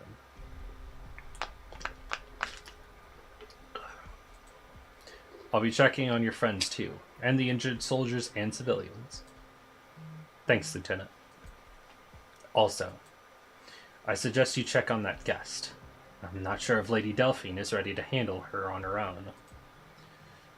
I sincerely apologize for my behavior before, and my misplaced assessment about you. There's one thing on which I won't budge, however. You're too impulsive and emotional. Shouldn't be trying to solve every problem on your own. Turn around once in a while and you'll find plenty of people ready to help.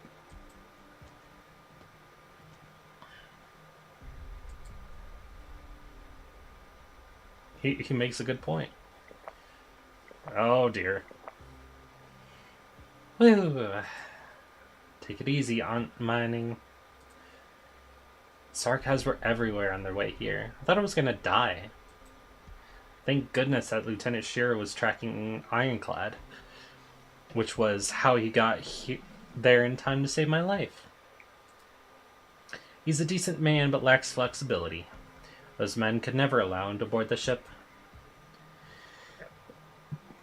You said you escaped, Ironclad. What happened there? What's happening there? Makes me angry just thinking about it. Those damned officers charged into the central hub of the fortress and pointed their swords at me.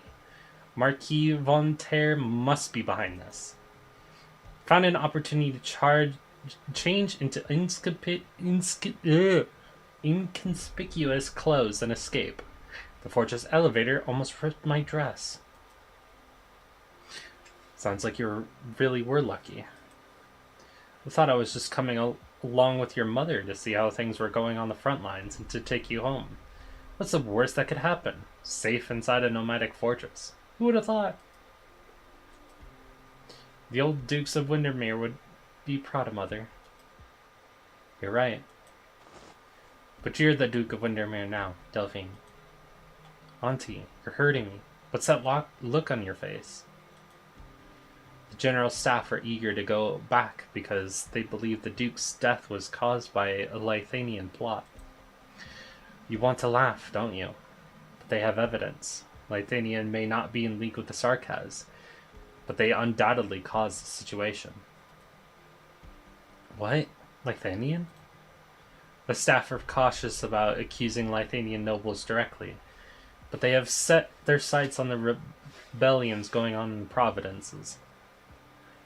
No one wants to come all this way to fight the Sarkaz, only to return and find the dements they have defended for centuries has fallen under Lithanian control.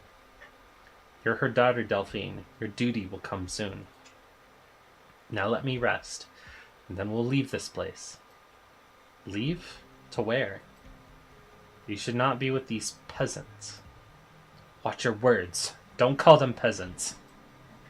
All right, Delphine. Listen. If you really care about them, really think that they're heroes, a part of Victoria, think of how many people like them are there in your mother's demesnes. If you really want to protect these people, take my advice and seek aid from the Duke of Castor and return to your demesnes and take charge.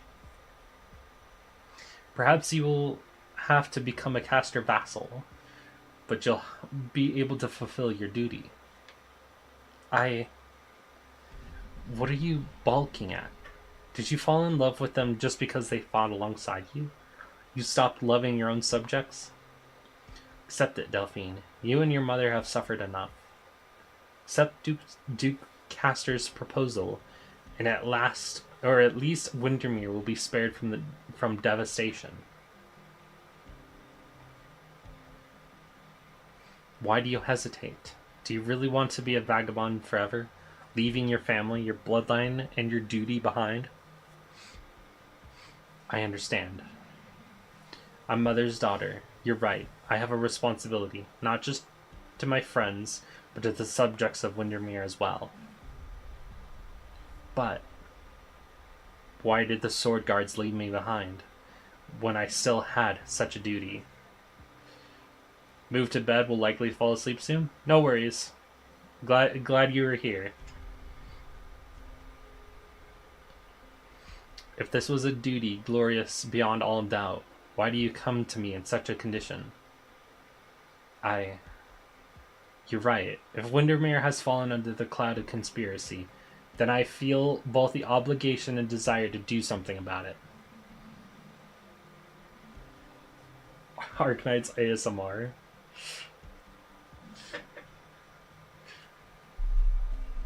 I swear I do not have that kind of voice.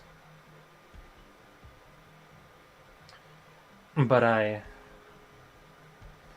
we're with you, Delphine. Say what you want to say. Sorry, I couldn't hold back anymore. Do you know what we just went through, madam? And you are... I'm not going with you.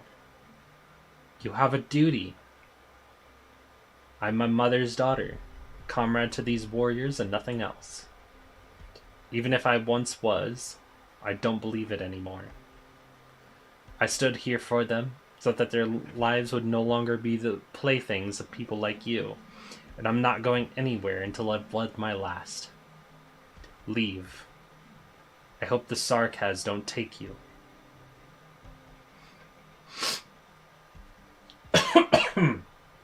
Nose. Shit.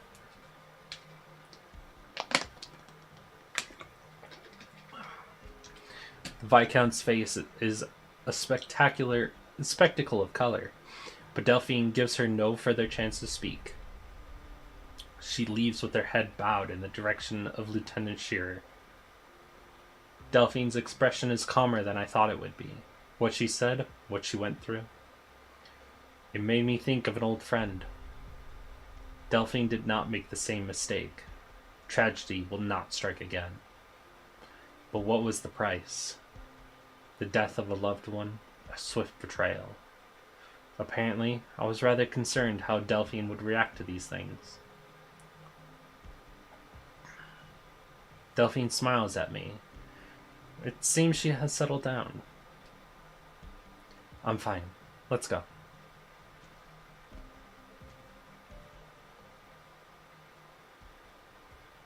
Allerdale. Same thing cannot happen again.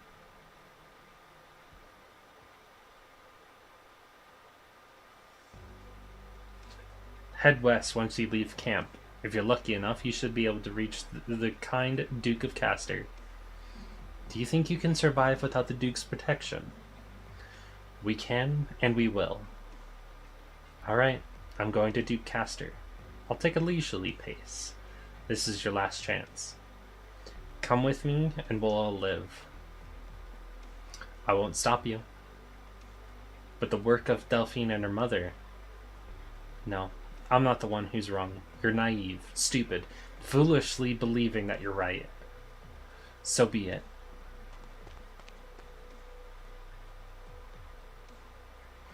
I see her off on a vehicle not meant for rough terrain, leaving under the cover of darkness with a small escort. I turn around to look at her group. Hundreds, thousands of eyes converge upon a single spot. Some are soldiers laughing at with each other. Others are civilians celebrating.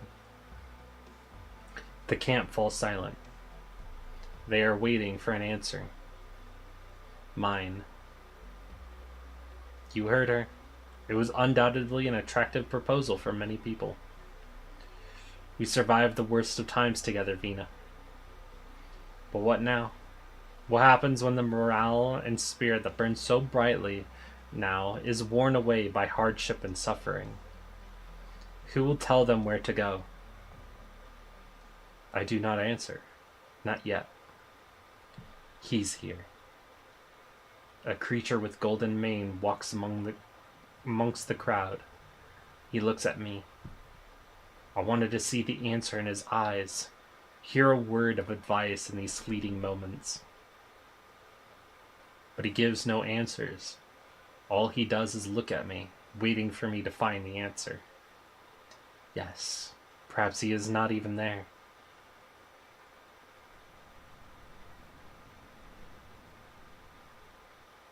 Lend me your ears.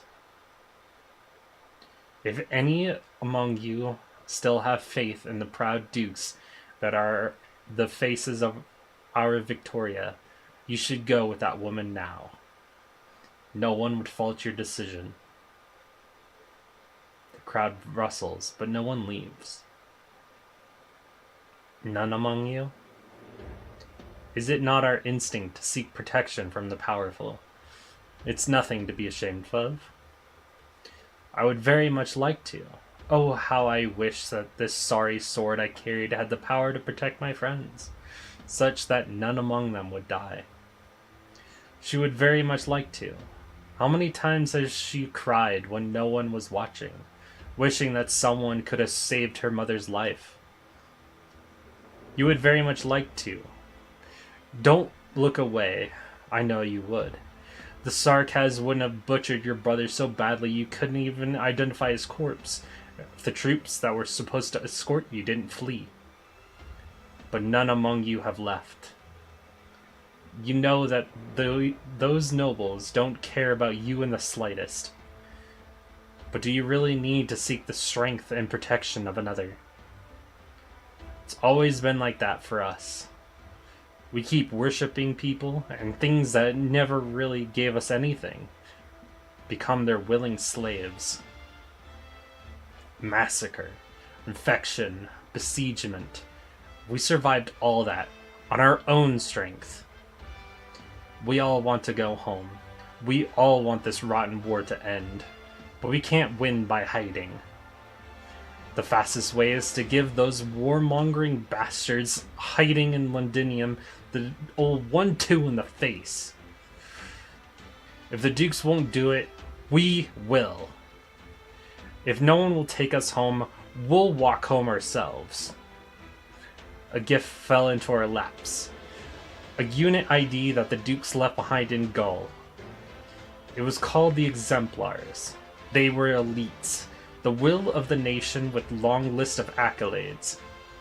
But now, they are nothing more than this little box in my hands. It has no special powers, but we can take it back to Londinium. Punch those warmongering bastards in the face, throw this in the faces of the Dukes and tell them, this bloody land is our land. I want to go home, to the gym where my friends were. They want to go home, to the lives they once had. We cannot rely on others anymore. We cannot expect justice to be served on its own. I smashed my hammer into the earth with all my strength I can muster. I do not know why I did it. All I know is that I can no longer hold back my anger.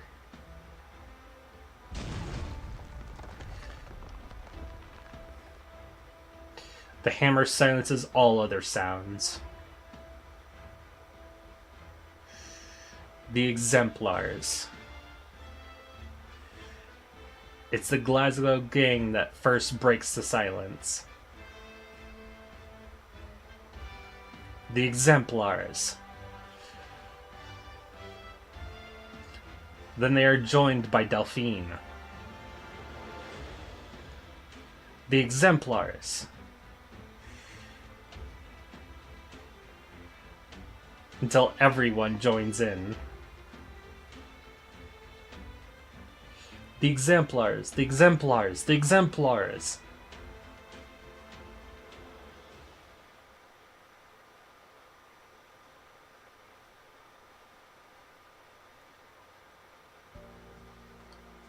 I love that. That was a great image. Siege finally taking leadership. So good. Powerful for sure. I try to put a little more powerfulness into the voice while I was saying it too. I can't be too loud because it's still late at night and people are trying to sleep. But I try to put a little more emphasis in it. I tried a little bit. But now we move on. Say, I had a strange dream. I dreamed that a golden beast was taking a walk through our camp.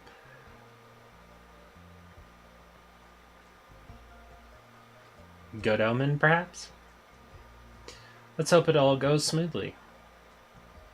Wonder if the Self-Salvation Corps arrived at Brentwood before us. I'm barely here. What was powerful? Protagonist speech? Correct.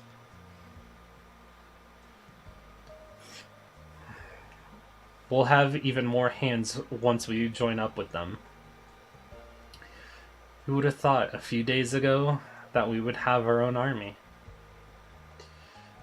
I kind of like the name, the Exemplars. Are you sure about this though, Vina? Are we bringing all of them back to Londinium? Very few of them are ready to fight the royal court head on. Perhaps. There will be more sacrifices along the way.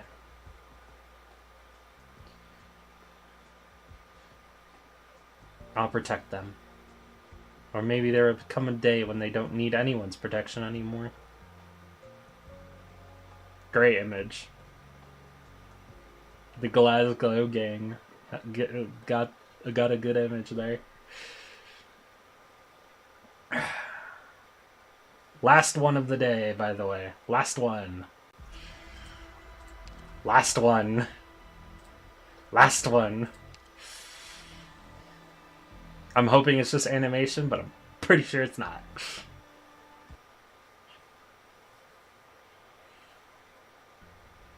Didn't you say 13.6? When I said 13.6, I then realized that the animation was on this stage, and I wanted to do that too. So we're doing that today. But this is the last one. If we don't get the animation in this one, we move on. But Kibo did confirm it's in this one. So we're going to continue. This is the last one because my throat is also dying.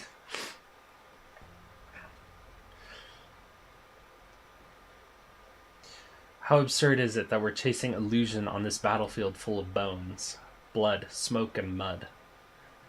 The illusions are our only clue, like Blitch said.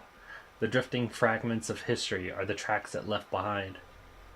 We pass through many ruins, some long forgotten, some never remembered to begin with. Soon these sites will be gone too. many times we barely arrived in time to grasp the last traces.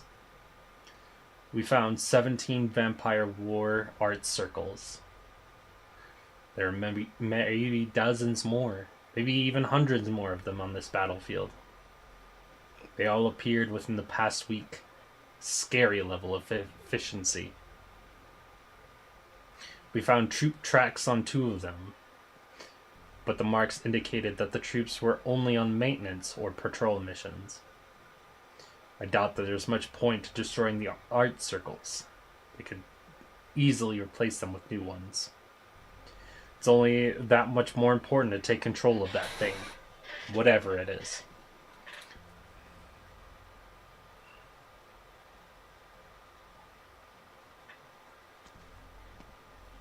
This place is completely ruined. Just like the Rhode Islanders said, it's another secret network of routes that lead into the city.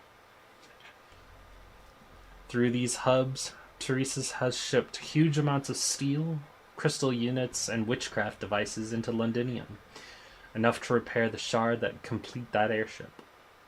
But how did these materials reach Londinium? Even the dumbest dukes wouldn't let large shipments of material outside their control to travel freely around Victoria. It's probably that they, like the Nazar's King Legion, appeared out of thin air around the hubs. The so-called Sarkaz supply line that we're looking for may be the last and least important step of the transport process. How did they do it? Not only that, if Teresa's had access methods like this, why isn't he using them directly in battle? Teleporting armies behind enemy lines, or plopping Originum bombs right on top of ducal flagships. Either there are limitations to the method, or it's actually really fragile. The Lich called it an art beyond the realm of Originum arts, but I just couldn't picture it. W, over there. Huh? Oh, no sign of battle. It's completely collapsed. W has looked detached ever since that encounter a few days ago. I saw her gaze absent-mindedly into the fire while on night watch.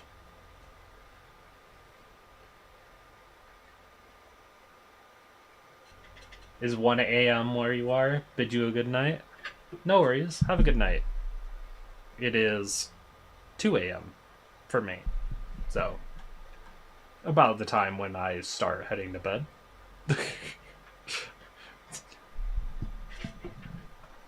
But after this, I can't help her. She'll get through this on her own. Let's go. There's nothing to see here.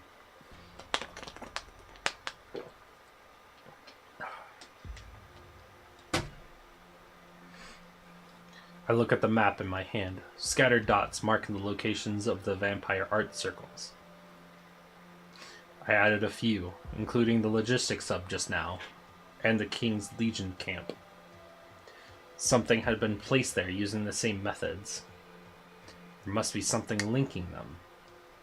I scanned the names on the map. Hills, valleys, small patches of forest, and a few small ponds. Some sort of commonality? Shared geographical traits? My eyes fall upon the name of a town. Brentwood. Inez, you said that Rhodes Island analyzed the intel from the Defense Forces command tower, where they had their sights near a town by the name of Brentwood. I draw a circle around Brentwood's location.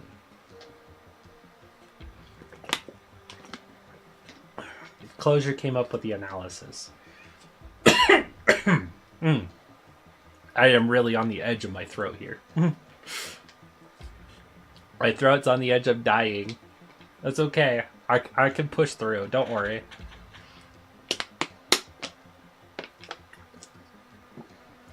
I will push through. If I don't stream tomorrow, you'll know why. I should be fine. Don't worry. She stole the records of all cargo movements since Teresa's entered the city in 1094 and created an overlapping route map. All the towns around Londinium were covered in these cargo movements on the map. It's Victoria's capital, after all. All the steak and wine the citizens enjoyed before the war didn't grow on the shelves. But the area around Brentwood is strangely empty, with only a few scattered entries around 1094 and 1095. It's pretty weird. Like there's a forgotten town right here in the middle of Victoria. The Rhodes Islanders think Brentwood might be the starting point of the Sarkaz Underground Railroad, or the hub of a hidden network, implementing some sort of secret embargo. We just proved the existence of these logistics hubs. But we also learned that Teresa's has a pair of, well, invisible hands, which lets him put things anywhere he wants. We may need to reassess the significance of Brentwood. No. The closer we get, the more vampiric art circles we see. Meanwhile, if we draw a line from the furthest points to Brentwood, we see that they're almost equidistant. That might be the logical limit. Stop guessing. I know Brentwood. Couldn't hide anything in that poor-ass town. There were barely any Sarkaz vagrants when I visited a few months ago. Maybe the caravans just don't pass through because there's nothing interesting there. W disinterestedly throws a rock over.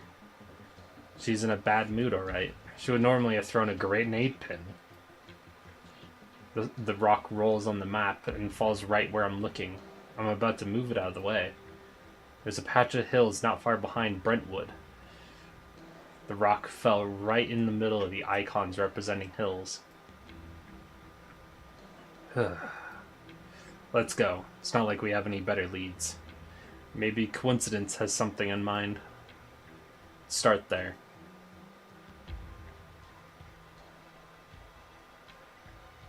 The hills are dark and eerie. A Victorian history book wrote that the study of history is like walking into a cave, feeling the grains on the wall. Working blindly in the dark, all you can do is try piece together the puzzle of where we came from by feeling around in the darkness. This land is not friendly to history. Originium veins assimilate any organic tissue around them, even bones. All that archaeologists had to work with are originium-infested ruins. All they could do is mull over metal shards. But we are different. We are Sarkaz. We have many ways to look back. Legends say that the revenants in the furnace of Kazel whisper the achievements of a certain king of Sarkaz, or the sad ending of another. When I was little, I used to wait by the furnace that never went out, hoping to capture a single echo from the past. But all I ever heard was silence.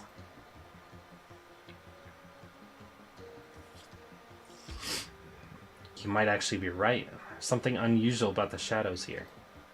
There seems to be a pattern in the chaos. It's like the ripples created by a sailing ship, overlapping and interfering with one another until nothing is left but entropy. Not so much sailing as drifting. Drifting. I once heard a story from an old Diablo. This word came up in his broken whispers. What story? A story of disaster. Let's hope we don't run into the stuff of those stories. Let's hope we still have some good luck left in the bank. A merc who thinks he's lucky is a dead merc. Which is why we need you to stay behind, W. We're not here to fight. We need to figure out what we're facing. If things go south and we need to pull out, don't worry, I won't leave the way open for you. I'll set up the explosives and wait until you're almost at the exit, vampires. And not sooner hot on your tail, maybe Teresa's himself. And just as about to see the light, boom. You'll become the tragic hero right out of your favorite stories, Order. You can't handle Teresa on your own, W. Inez. I'll actually bury you, you know. You do you.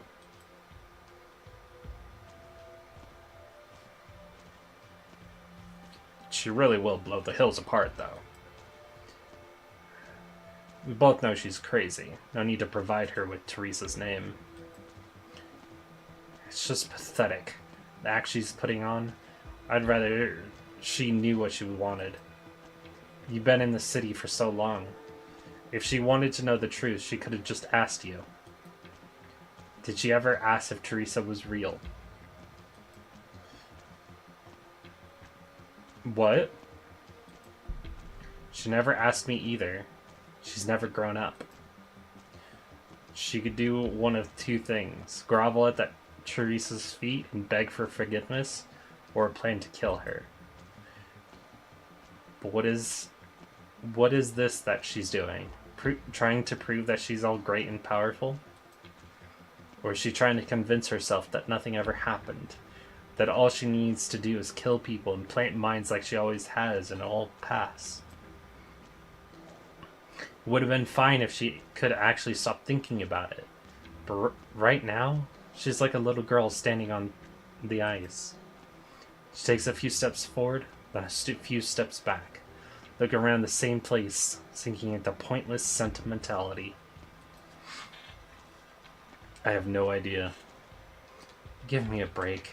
You just don't want the extra trouble.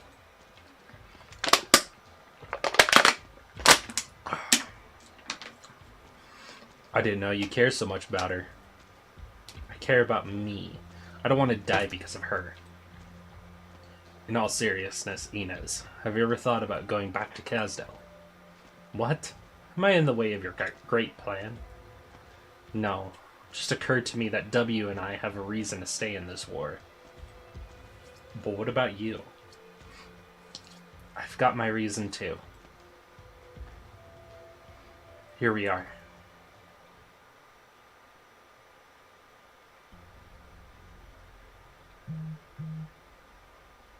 We're inside the hill.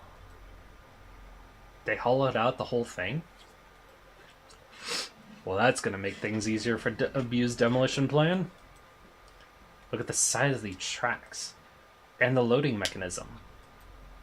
That's a big guy. Shh, get into the shadows. When's the next shift? Close. It's always on time. Should have made a report to the boss. I'd rather be outside killing Victorians. You're not a warrior. I don't need you to tell me. It's just that this place is so oppressive. I see those illusions every day. Things you don't know whether they're real or not. It's like a maelstrom that keeps spitting out trash from another dimension. Good thing Ursula is a decent woman. Ursula. Who doesn't pick on us for no reason to abuse her authority. Is she the youngest major ever, according to military commission ranks? She's not a member of the royal court. She won't go far. Lady Teresa and the regent aren't blue blood devils either. Screw the royal court. Kazdel wasn't won by those old fossils huddling around in a circle. But they're the strongest. That's because it's almost time. Go to the machine and prepare to load.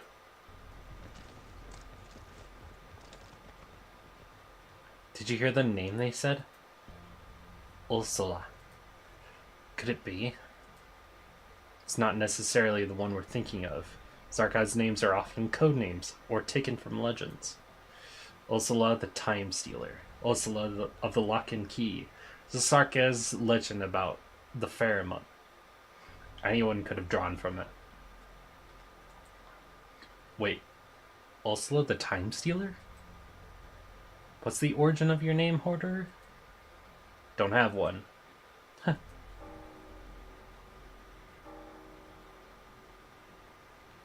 Bells.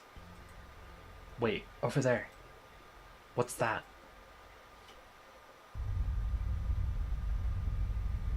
What was that? The hills are trembling. No, space itself is trembling. Here it is. Ah, it's a little laggy. Probably because it's on Nox Player.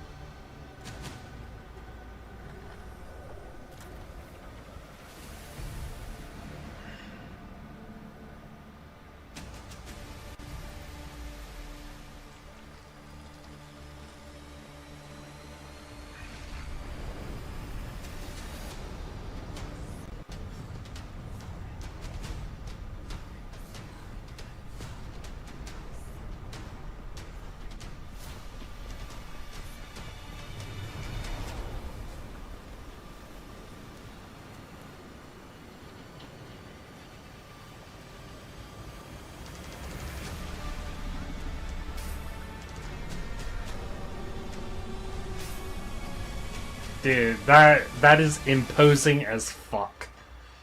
Holy crap. Oh. Oh my god, they have more artwork for it. For an instant, I see visions beyond reckoning. Bloated emperors crumbling in halls of gold. Ancient bloodborne cutting open their wrists to feed the newborn. Diabolic flames burning ember. Demons with deer horns prowl beneath great bronze walls, offering battered willow wood. The one knot falls into nothingness, splitting into countless threads. A red-skinned monster cuts off its own horn, impaling its own chest with it.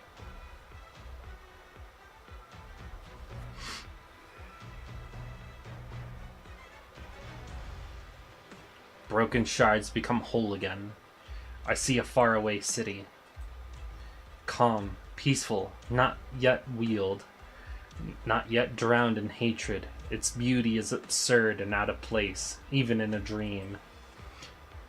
For no reason at all, I am convinced that it was Kasdel, a home that has long ceased to exist from somewhere in history. I wanted to go there, go into there. I wanted to see what kind of life we once led.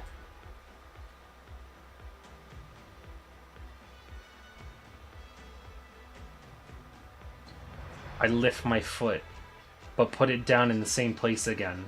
I watch it quietly, until all is silent. Until...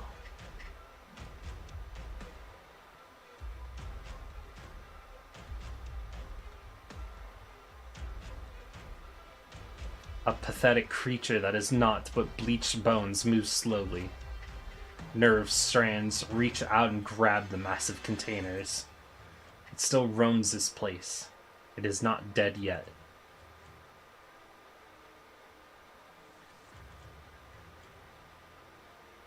This is the cargo ship?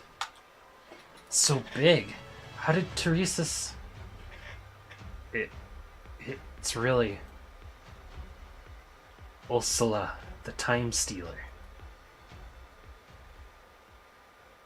What a coincidence, right?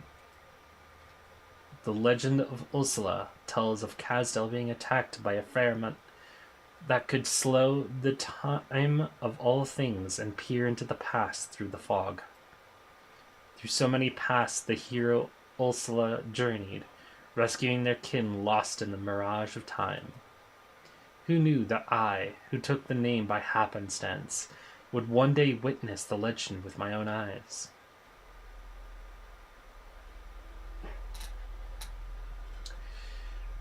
You've really ground those horns into shape, Inez. You could almost pass for a true blue Sarkaz. Ursula. Are you really going to portray General Manfred Hodderer?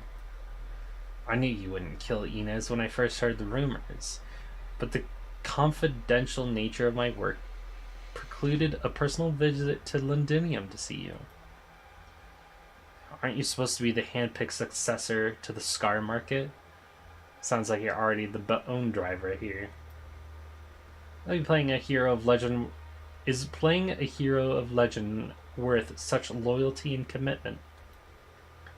Ancient things are not so appealing anymore. Only one stuck in the past would continue to use the name. You could give yourself a new name. How would old friends who came a long way to be able to find me then? Care for a drink? You didn't used to be a drinker. Used to, huh? Didn't used to swing your sword at me either, Inez.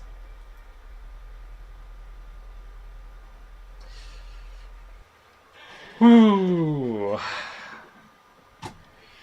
Ursula the Time Stealer. Whew. I'm probably gonna watch that off stream just to have like a non-laggy version of it embedded in my brain.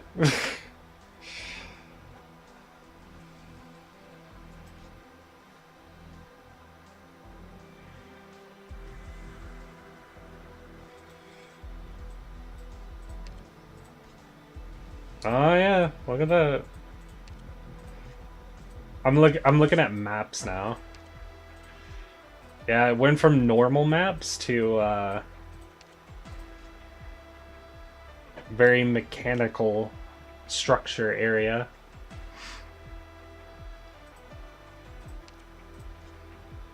Yup.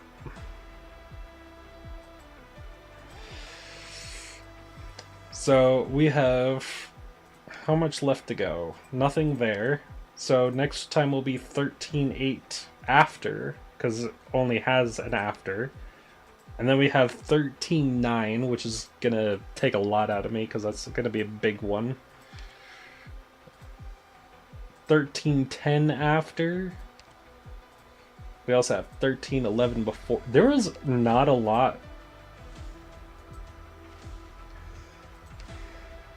Nothing there. Only one there. One there. And then it goes back to having two per, because it's getting to the end. Oh, never mind. There's one there. Only one there. Whoop. No, none there at all. This one only has one as well. Holy crap. This one only has a before, but there's probably another thing right after it. But I haven't completed that. I'm very curious to know what this is now. Since I know what this is. That is imposing. That is crazy. Alright. Well, I look forward to tomorrow's stream, hopefully, if my throat isn't dead.